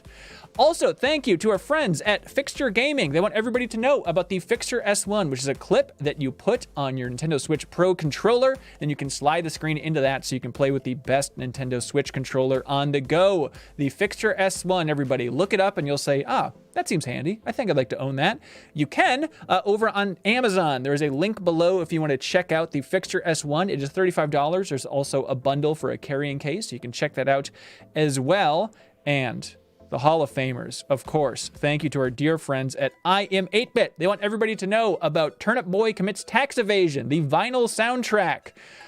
It has a colored vinyl art. The album art is by Nicole Gustafson. The music's by James Currier and Ryan Barbone. It includes the digital download as well. Sarah, you played Turnip Boy Commits Tax Evasion, right? I did. It's a very cute game. Well, there we go. With a great soundtrack. So now you can own it thanks to I'm 8-Bit. Also, if you go to I'm 8-Bit's wonderful online store, you can still get stuff in time for Christmas, everybody. And if you use the promo code TurboTime, no space. One more time, TurboTime. You get 10% off of everything under $100. And you should help thank those fine folks at I'm 8-Bit because they've been wonderful supporters of MinnMax and MinnMax's community by doing things like this. Look, they're just generous. They're just feeling generous. They are giving away a prize each and every week to the MinnMax community. Whoever has the best questions submitted over on Patreon. If you support us on Patreon at any tier, you are eligible for submitting a question. Then we're going to choose our number one favorite question. That person wins a prize. And this week, it is the Muppets Christmas Carol vinyl soundtrack from I Am 8-Bit. Like, wouldn't that be a cool thing to have sitting around by the tree? So thank you to I Am 8-Bit for shipping one of those out to whoever has the best questions. So everybody really super duper look alive for these questions because this is a very good one. It's a Christmas miracle one. Christopher Castillo says, howdy, MinnMax. Every year for over half a decade, I've been telling my friends that this is the year they announce Ken Levine's next game at the Game Awards. I also never miss the opportunity to claim how it has to be the year they announce the next BioShock. And so far, I'm 0 for 6. This year, though, I'm feeling extra confident. I'm sorry.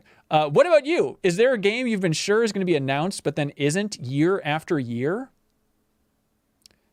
Yeah, I've been screaming about how they're probably going to make Super Mario Odyssey 2 in the same way they made Galaxy 2 for about 4 years now, and I'm starting to think that's not going to happen. Don't tell Kyle, though, because I think we had a bet on it. I don't know, any other long games that everybody's expecting every single announcement opportunity?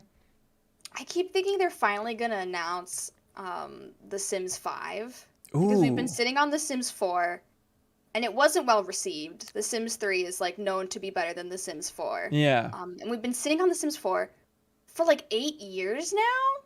Really? Yeah.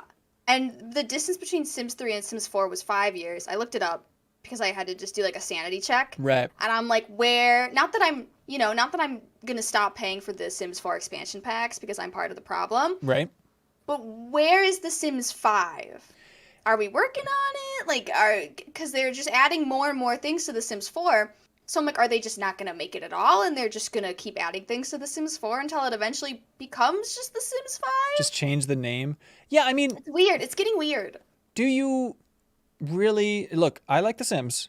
Yeah. I haven't played since the first one in a big way. Yeah. Which also came out, I was going to say 1999, but I think it's 2000 for the original Sims. So good stuff can come from the past. I played the original Sims. Right. It was a good era, playing The Sims, watching The Matrix on DVD. That was peak living, Sarah. But the point is, like, do they need to make a new Sims? It almost feels just like the ultimate living room game. That's what it seems like, because they keep adding things to The Sims 4. Like little tweaks here, little quality of life changes here. But they're not bringing back the open world map from The Sims 3 that made it so much better. We're back to the rabbit hole situation where it's like you can see the outsides of buildings, but you can't go in. Okay. So that's just where I think a lot of the community is sitting. And it's weird because we used to get them pretty, The Sims 4, The Sims... Then it's like, are we just not doing that? 10 years? How long do I have to wait? Yeah, Aaron T in the chat here watching us live. He says, I could just see him relaunching the next one and just calling it The Sims. Yeah. Or just doing like a big update for Sims 4 and just renaming it The Sims. I mean, honestly. That would be cool. It feels like we're just about there. Victor Pham writes in. He says, hey, is Halo Infinite going to be overshadowed at the Game Awards next year with all the major releases set for 2022? Yes, it is. Yeah. We'll all insist that, no, we'll remember.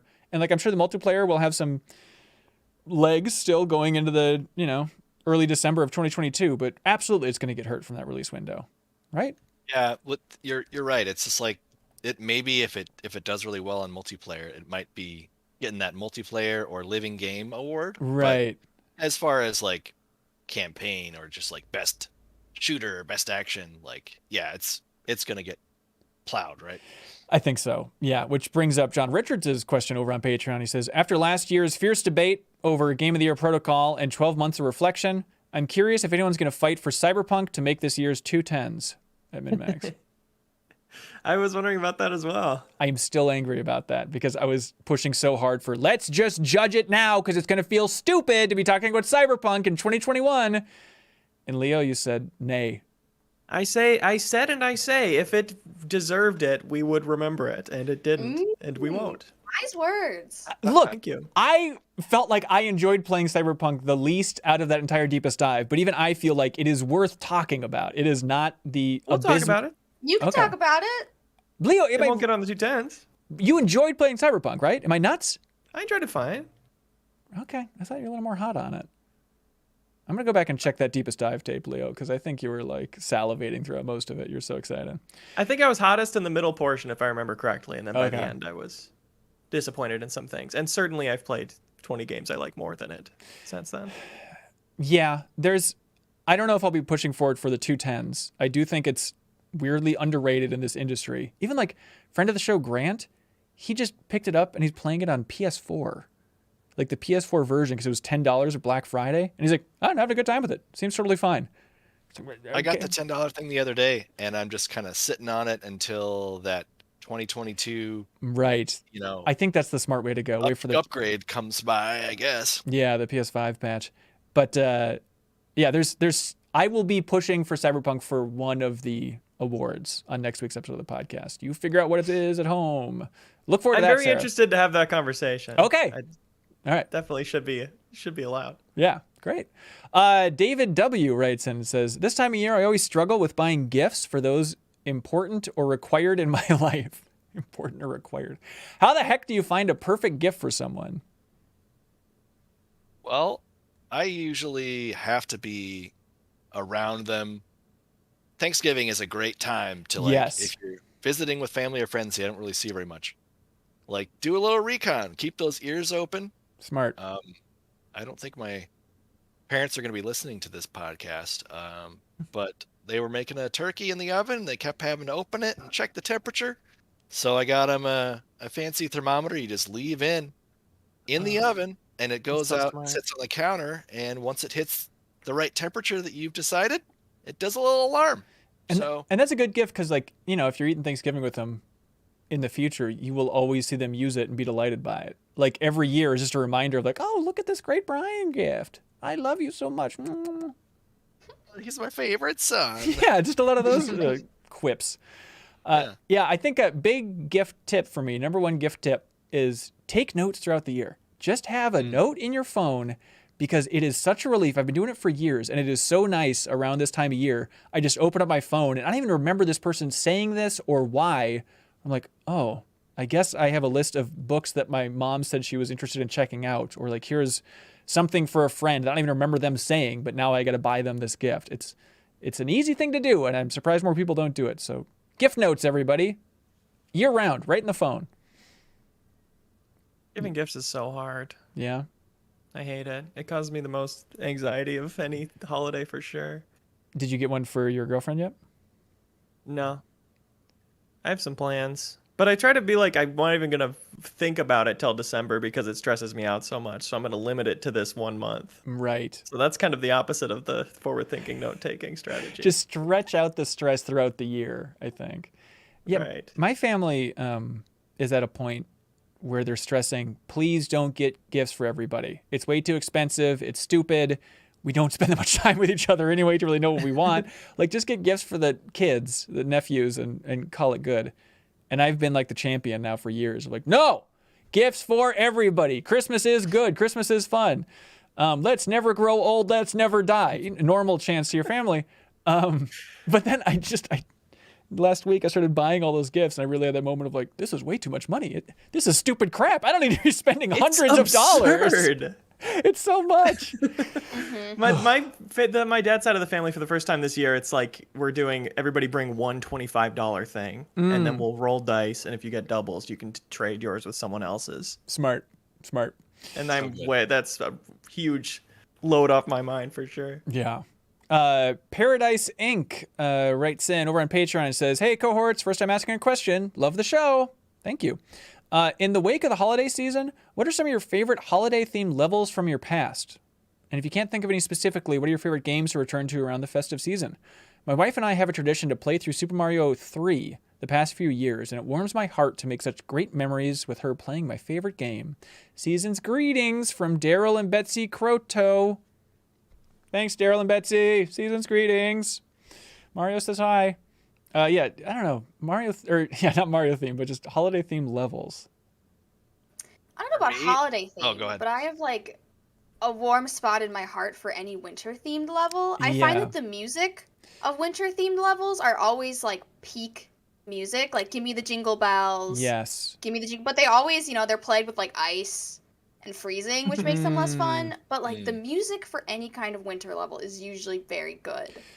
Yeah, you're right. There needs to be a holiday-themed game that's set in, like, Hawaii. So we get, like, the lights and colors and jingle bell music, but no slippery ice crap. Well, the best ice is the Astros Playroom winter level. Oh, yeah. The feeling of the ice skating and the DualShock is indescribably accurate. Yeah. I've had to just fire that up and give the controller to people like, here, just skate around the ice. Isn't this weird? I remember that. And I feel like as somebody from the Midwest, I'm very like picky about how snow is portrayed in video games. Right. Like sometimes they don't get the crunch right of the snow, and like sometimes the footprints aren't really working out well. So I really appreciate a game that can just make good snow, because you can tell what temperature it is based on how the snow crunches. And that's very important to me. Yeah, you're right. The Last of Us 2 had great snow. Excellent snow. Did too. Mm-hmm. If I had to go with my favorite holiday-themed episode or level, it would probably be the opening to Batman Returns for Super Nintendo. Hell yeah. Beaten up guys. Not only can you headbutt dudes, grab dudes and headbutt them, but you can grab two dudes and smash both their heads together. That's revolutionary in the brawler genre. That's Christmas, baby. And then you get it's wintertime. You get another level where you're just kind of like, you can throw like endless batarangs, and they can even do the thing from that early scene in the movie where you get to actually shoot the grapple gun in the wall behind the guy who's got Selena Kyle, and you can pull it and smash him in the back of the head, just like in the movie. Simple pleasures, man. No doubt about it. Simple pleasures. We like it. So for me, I can't imagine. I don't think anyone's even tried as hard as they did with the Hitman Holiday Hoarders level. That's finally getting added to Hitman 3 this month, which is the targets you're supposed to or can kill are the guys from Home Alone.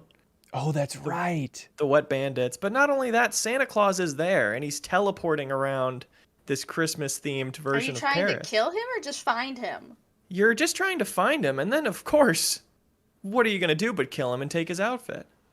And then you can play as Santa in any of the game's many rich levels. That is excellent. That's untouchable. The true meaning of Christmas. That's what Santa Claus was about, the Tim Allen movie. He was the first hitman of Santa, really, and then he became Santa. Exactly. Mars Barrow says, hey, Ben and friends. You bet. He spelled it with two N's. Oh, I see now, because of MinnMax. I got you, Mars. What distracts you more from focusing on a task? Hunger or being really cold? Cold. Oh, great question. I think it's cold.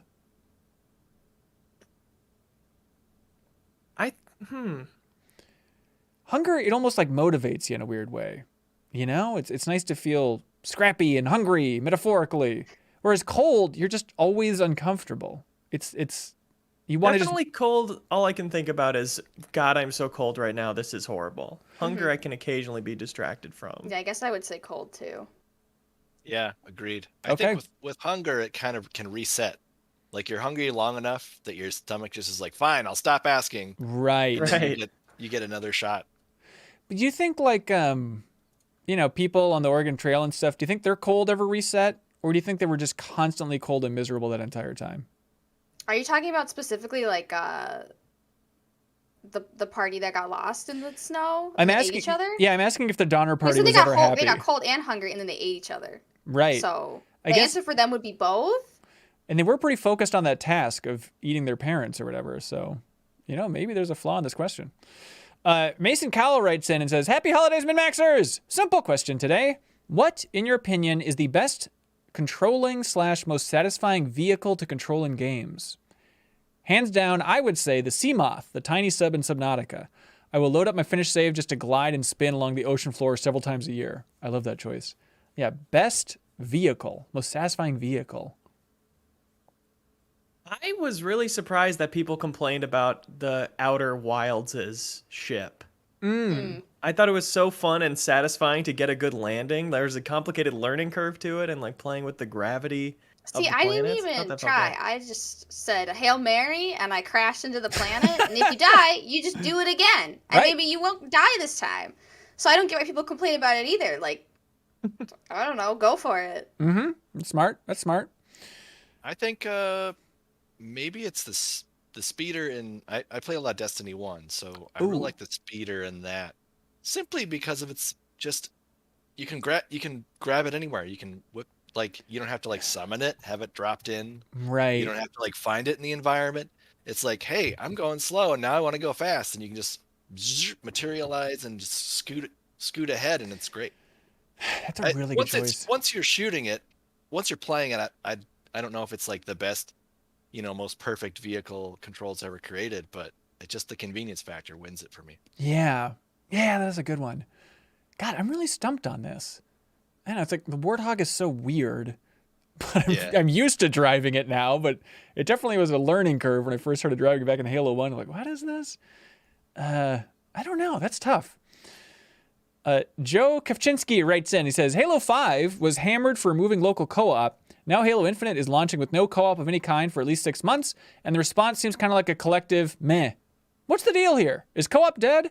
Are people just so happy to get a decent Halo they aren't going to look a gift horse in the mouth? There you go, Sarah. Hot horse reference for you. Do any of you see yourselves actually going back to the game 6 months from now to play through it in co-op? Honestly, I think it just honestly, I think it shows how far our standards have fallen in regards to co-op. Yeah. Nobody's doing it anymore. But yes, I will go back in 6 months to play it in co-op. Really? You're a big co-op Halo guy? Yeah, and I love playing stuff co-op with my girlfriend. She's played co-op Halos with her brother in the past, and maybe I can be her brother in the future. Fingers crossed, buddy. Oh. I think you're totally right. Like, there's also something, just a larger conversation about the Halo franchise. It's so fascinating to me that maybe it's just because, I was doing coverage for Halo 4 at Game Informer, but Ryan, you remember how much people were up in arms for Halo 4 and Halo 5 for like sprinting, aim down sights. It was very much like, you've destroyed Halo forever, it's dead, screw you. And now I haven't really seen that discussion at all with Halo Infinite. It seems like by and large Halo fans are like, yep, this is good. This is the Halo we wanted. It's like, what? It's the one they were inching towards before and everybody lit themselves on fire. Yeah, I think okay, here's a couple things with this question. Yeah. Master Chief Collection came out. Lots of problems. Yeah. Lots of complaining. Justified. But I think 343 has shown their extreme commitment to Halo with the improvements that they continue to put out today to try to like make it as much as the best collection, best versions of those games they possibly can. And I think people are like, well, they're good for it. It's either this or we wait another year of not being able to play the campaign just so they can get co-op just right. I think people are willing to take that trade-off. And once you get into it too, I'm trying to think of, how co-op would work with everyone starting from zero, because like, does just the fire team captain, are you the only one that makes character progress and levels up and stuff? Like if you're all playing different games and like, my character has this base unlocked and my character has this base unlocked, like, how does progress work in that respect? Or are you just kind of like a guest and you're helping your buddy out and they get all the progress? Like, there's a lot of confusing questions. Mm-hmm. But the big thing I would love to see with co-op is like, however they manage to square it away is like everybody like jumping in different vehicles and like, all right, we're all taking this base and like coming at it from different angles. Just like, it's gonna be an awesome time. Yeah. And I can't wait for it. But I'm also like, you know what? I usually love to try to just take them all down co-op style out of the gate, but I kind of appreciate playing this and just like appreciating it as a single player experience right now and just like learning the world and how it all works, and then kind of come back with a bunch of buddies whenever that time comes. Yeah. Yeah. Taylor C asks, how do you navigate the discussion of what your job is during the holidays?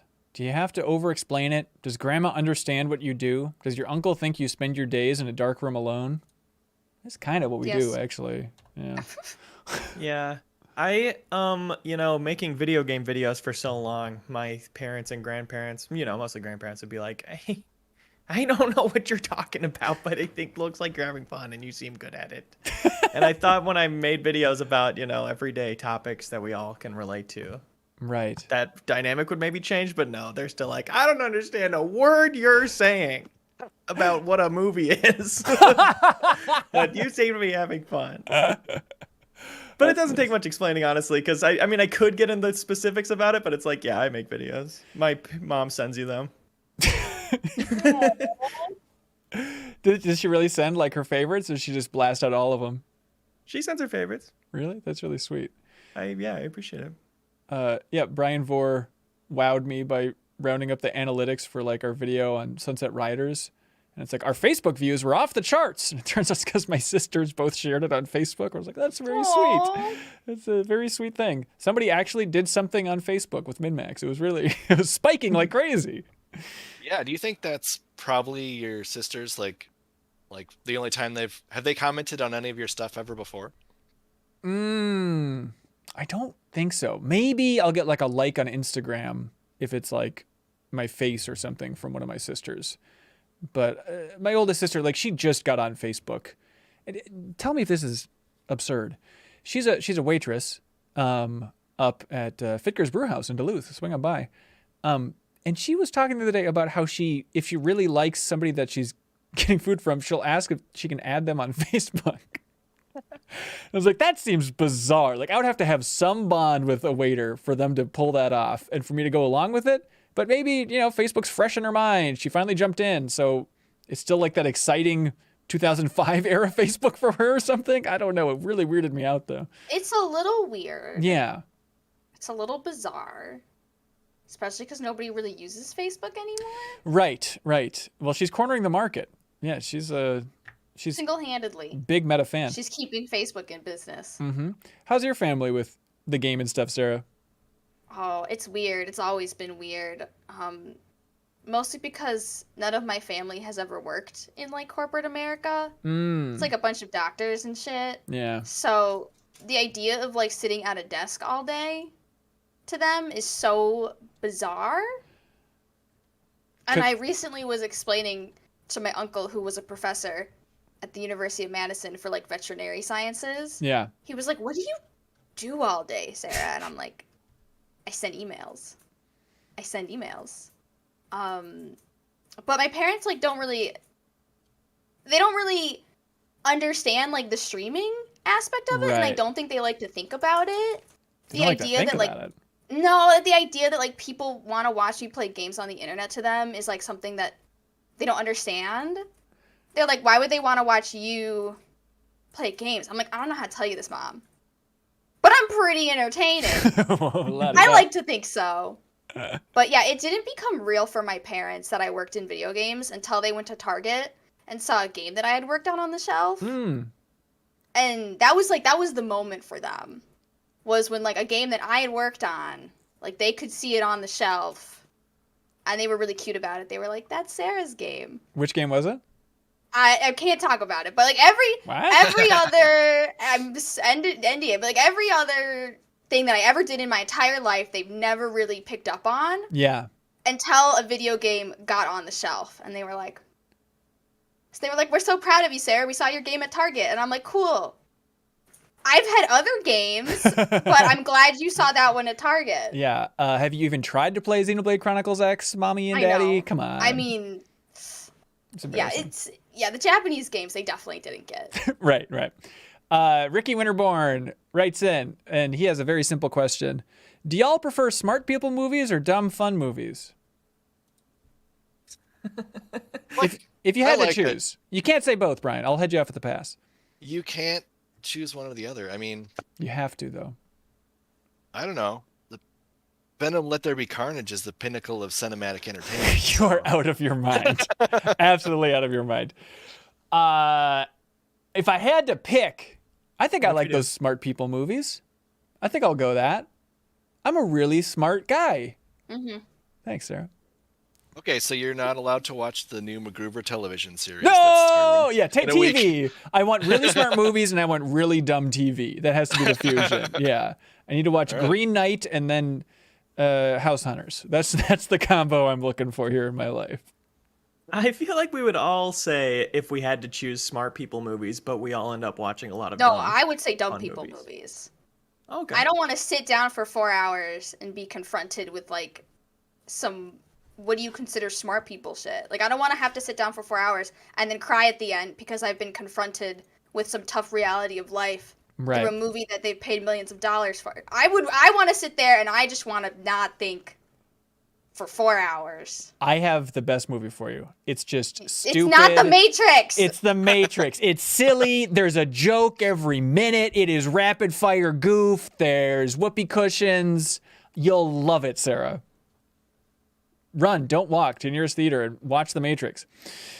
Adam Cohen writes in and says, hey, Christmas-loving cohorts and or Hanukkah-loving cohorts. We love them all, baby. A lot has been made about all the scalpers preventing people from buying next-gen systems, and rightfully so. But what I think isn't getting talked about enough is that retailers are taking advantage of the situation. Best Buy often requires a $200 total tech membership to buy PS5s. Walmart often requires a premium membership to buy, and GameStop sells almost exclusively in bundles, which makes you buy games, an extra controller, and a headset. Seems pretty crappy to me. Thoughts?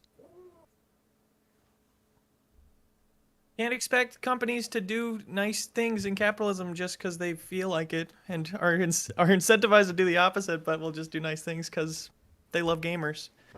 Just not going to happen. It's not the company's fault. It's everyone's fault. Yeah. Yeah, I hear you. They're in a tricky spot, okay? Because they have these memberships, and if I was paying a $200 Best Buy thing, I'd be like, what advantage do I get out of this? Right. You know, like, make it worth it for me. Oh, I get a better shot than the Joe Blow out there to purchase a hot new gaming system that is impossible to find anywhere. I guess I see that angle. I couldn't justify it for myself, and I can't justify spending like $800 to $1,000 on some kind of Costco or GameStop bundle just because I want. It's like, I have to get these 2 or 3 games that I don't want to play, or like these weird charging accessories. You know, I don't like it, but I totally get why they do it, and why they feel the need to. And going back to it, if there was a better supply of PS5s and Xbox Series X's, you wouldn't see any of this crap. It would just be on the store shelves, and you could walk up and buy it. So, yeah, what do you think? 2023? Do you think we will hit the point where if somebody wants a PS5, they can walk up and buy it? I hope so. I bet not, though. But I think the backup is just getting worse and worse. Yeah. For the shortages. I had this woman come up to me and randomly start talking to me. I didn't even tell her that I was in gaming. But she was like, oh, like, my kids this year want all that gaming crap. And I was just like, ma'am? Anyways, and then she's like, I think I'm going to get them that PS5. And I'm like, I don't know how to tell you. And my heart goes out to those people who just still think you can go to the store and pick up a PS5. Right. Like, my heart goes out to her, and my heart goes out to, the kids that she's like, oh, I don't want to buy that crap. It's too much money, but they really want it, so I'm going to get it for them. And I'm just like, ma'am. Like, a part of me was like, do I just give her, like, my PS5? Because, like, I'm not really using it that much anymore. Like, literally, I haven't turned this thing on in months. Ooh. Uh-oh, don't say that on yeah. this podcast. Yeah, I mean, like... Sarah, don't say it! What would I play? What would I play on it? The world is screaming Returnal. They're chanting in unison, Returnal. That is really the nice thing. Then the Matrix tech demo is doing is Sony is refusing to put out games because people can't play them. Right. They can't get a PS5. Yeah, it's very generous of them. Yeah. An Attack Corgi writes in and says, the last show you watched... Oh, this is interesting. This happened. The last show you... The last TV show you watched has a crossover episode with the last video game you played. What is it? Mine would be Red Dead Redemption 2 crossed over with Modern Family, and I'm honestly sold. You played Red Dead Redemption 2 recently? No, this is an Attack Corgi. Sorry, I was quoting an Attack Corgi. Like, you're still going at it. Wow. Yeah, I snuck over to Jeffem's house, and I just held up a monitor to the window just to try and make him look at that games campaign. Yeah, anybody got a good option for this crossover from hell? I'm not going to expose myself like that. You must. You must. What? Is it an embarrassing show? No, I mean, it's like I just finished Hulu's The Great, which just follows Catherine the Great. That's a smart person show, right? No. Oh. No. Oh. Okay. It would be The Great with Final Fantasy with Endwalker. 14. Endwalker, yeah. So I don't know like what that would change in there. Yeah, it does kind of feel like the story of Catherine the Great already, I assume. Somewhere in there. It'd be the story of Catherine the Great, except did you have a lot of suitors or something? What's Catherine the Great's big victory? She's famous for coming into the Russian monarchy, overthrowing the king, and then taking over Poland and a lot of other places. Oh, she was a very good empress. She did a lot for Russia, but then she also did a lot of poor things if you were Russia's neighbor. Okay, so imagine invading Poland, but with just thousands of people that look like bunnies and they're jumping in place. Bunny boys. Yeah, that's basically Great. what it would look like, I think. Let's see. I guess mine would be Mary Tyler Moore mixed with the Matrix Awakens tech demo, which we all know exactly how that would go. I think Neo's going to make it after all. He's finally going to pull it together. Be Halo Succession. Ooh. So I'm not fully caught up, but I know you're probably not going to talk about spoilers on No way. publicly available podcast, but I'm working through season 2. Ooh. And that'd be it'd be fun to see Brian Cox pull on the old Master Chief armor and boss everybody. I suppose he'd be more of like a general on a ship. Yeah. I took it as more as like, that it'd be about who is going to succeed Master Chief once he finally fades away. He is kind of like, the Simon Cox character in that show, where it's this old legend, but at some point he has to go away, right? And the world and Microsoft and 343 has no idea what they're going to do in a post Brian Cox world. And you'd have like tiny Kendall and little tiny armor. Yeah, I think that's the way that works. Yeah, Roman basically is a grunt. I think it all makes sense. Mine would be Halo Infinite and Shark Tank, which is pretty easy because they have guest sharks all the time. You have Master Chief in there. Right, and he's selling Cortana? No, he's investing. Oh, I see. Smart, yeah. Oh. He says, I fail to see the tactical value of this vegan snack. He's a riot. Yeah. Grizzled Gaming writes in and says, hey, I missed the last call for questions in 2020, but now, since this is the last call for questions in 2021, which is weird to think about, but it's true, because the next 3 episodes of this podcast are all the Game of the Year debates. So now seems like the perfect time for the second, not quite annual MinnMax Ho Ho Ho Down. I'd like everyone's heartiest ho ho ho to help people get in the spirit. 'Tis the season, right? Does anybody want to kick this off with a ho ho ho down? Just a good, sincere ho ho ho, just to really drive it home for folks? Leo, yes, the floor is yours, sir.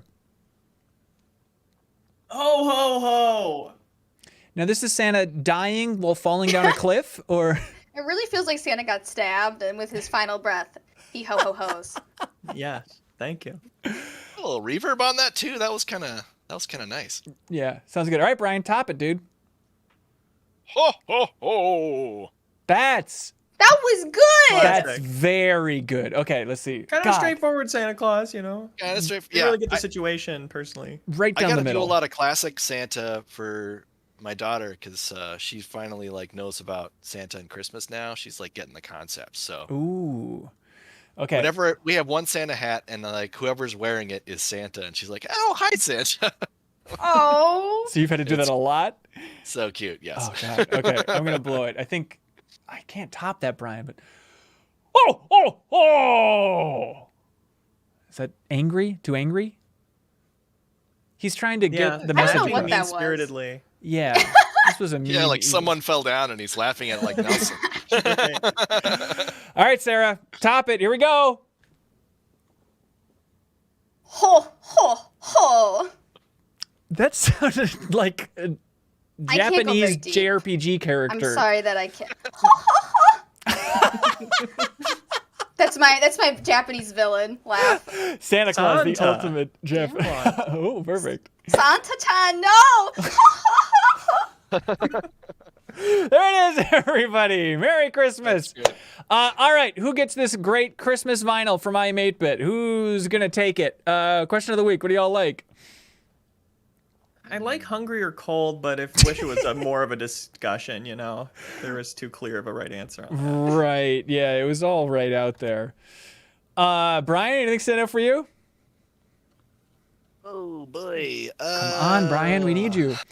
Okay, what about this? How about buying gifts, favorite holiday levels, what distracts you? There we go. Discussion of your job during the holidays, crossover episode. Show crossover was creative. And that's the type of confidence you can come to expect from MinnMax. Sarah, what do you got? Give us the real truth here. About what? Just who deserves this Muppets vinyl Christmas album? I want to... It's a tough one because with the TV show one, I did have to air what now I watch, which is I can only call historical smut. But I liked the winter level one because we don't discuss. Okay. You know, the holidays don't get a lot of levels. Right. It's hard. It's hard to do a holiday level. That was a good one. That is and true. It's on theme with the Muppets Christmas. You're right. Oh, all right. So, I don't know. There we go. Is there something there? Let's do it. Let's give it to Paradise Inc., otherwise known as Daryl and Betsy. Happy holidays. You will win this Muppets vinyl. I Am 8-Bit will ship it out. Thank you so much, everybody who submits a question over on Patreon. We appreciate it. Mike Spam points out, the opening comment was good. The opening question about was the Game Awards bad? So we're not forgetting those. Technically still in the running for all these. I think it was Mike Spam's comment is why he says, I think the opening commenter was smart and cool. Oh, that explains why I thought they were so cool. Anyways, by the way, can we just say that soundtrack is probably one of the best of all time? Like the Muppet Christmas Carol. If I may be honest. Fantastic soundtrack. Have you watched that movie? I don't think I've ever seen that movie. I'm more of a VeggieTale Christmas person. More of a VeggieTale Christmas person. Right. Religious. Did you hear that they released a new Muppets or a new VeggieTale Christmas thing this year, Sarah? I feel like I did. Yeah. But it better just be them doing the original VeggieTale Christmas again. It is. Where I can say pierogi. Yep. What's a pierogi? It's mainly that. It's mainly them talking about pierogi. It's on HBO, and it's under the title The God. Matrix, which is confusing. But you have to go there and you click on it, and then you get there. Hey, now it's time for something that we like to call Get a Load of This. A tidbit or something that's interesting. Leo Vader, take it away. Hello to this, and send me hate mail about it. How they made Riders Republic. Boo! It's a YouTube video. That's pretty marketing-y, but behind the scenes about Riders Republic. And there's some very fun, cool clips in here of them motion capturing people getting slingshotted on bikes, going off ramps and doing tricks. Yeah, that's good. Motion capture and sound capture for that, and kind of like the location of where the studio is and them just like testing out vehicles on the streets surrounding it. It's a very fun video. That's awesome. Riders Republic, everybody. There's links below for all these. Hey, get a load of this. I meant to say this last week, and I missed it, and I was kicking myself because it was an audio-themed episode. But get a load of this. There is a podcast called Game Maker's Notebook, which I'm a big fan of, and Austin Winnery, the composer of Journey, he does a whole series where he interviews other composers and sound designers. And he had an interview recently with Martin Stig Anderson, who did the sound design and music for Playdead's games, so Inside and Limbo. And he talks about, without spoilers, this is going to be weird, but without spoilers, he talks about creating a certain very specific thing in Inside and how it was made by a theater performance group that he described as 95% naked people flopping around on top of each other. One person would climb out of the stack of naked people and then jump back in, and they'd all have gags in their mouth. And apparently some Scandinavian theater group made all those sounds. So, yeah. Merry Christmas! Brian, did you have one? Yeah, to be honest, get a load of this. Yeah. I had forgotten about that part of this podcast, but then Colleen brought up something last night that was super interesting. It's a few weeks past, but I don't know have you guys listened to the podcast Radio Rental ever? No. It is a strange, it's kind of a podcast all about the paranormal and the strange things that go on. It's highly produced, and Rainn Wilson is kind of a creepy crypt keeper type of host, but he's like a weirdo in an old VHS video store, like is his character. And he introduces these stories. People write in with these true tales of the strange. And this one is this gal is a big ultra marathoner like Zachary Pligge, big supporter of MinnMax.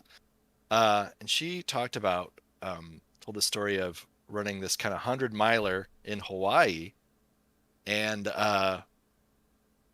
she's one of those people who's like always finishes the race no matter what. And she had a friend kind of help her pace out on this last one of the last laps. And something stops her from, like, she gets a pain in her foot, and for the first time ever, she's like, I have to stop. She gets this weird feeling, and her friend has been taking a lot of pictures of the race so far, because she's like, I'm just here to have fun and not running the actual 100 miles, but just picking up little spots. So she's loosey-goosey taking pics. And then after she quits and feels real bad and tells her friends and family, and she's all ashamed, everyone's like, it's okay. And they look through the photos, and there's something extremely weird in the photos, and I won't spoil. What? But in the podcast, you have to spoil it. You have to spoil it.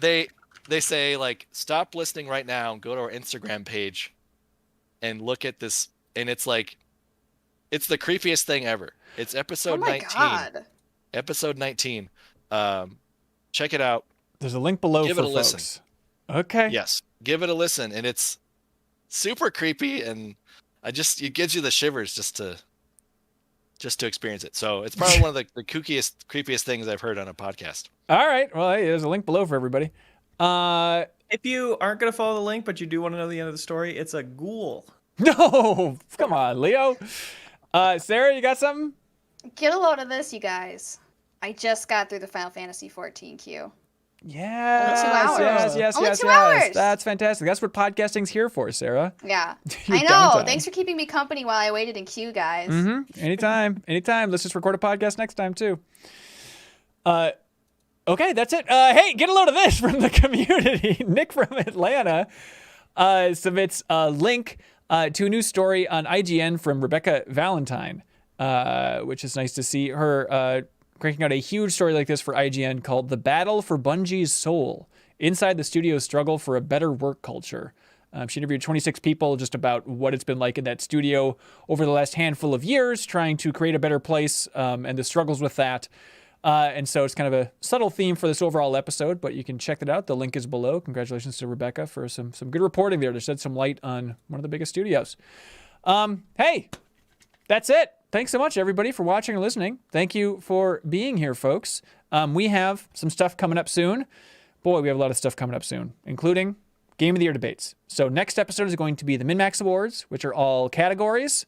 We're going to be running down those, of course, nominating the maximum and the minimum winner for each. So 2 winners each. That'll be the next episode. Then the following 2 episodes of the podcast after that are going to be the Game of the Year debates, where we're making the 2 10s, the big list. A 2-parter, just like Justice League or whatever. Harry Potter.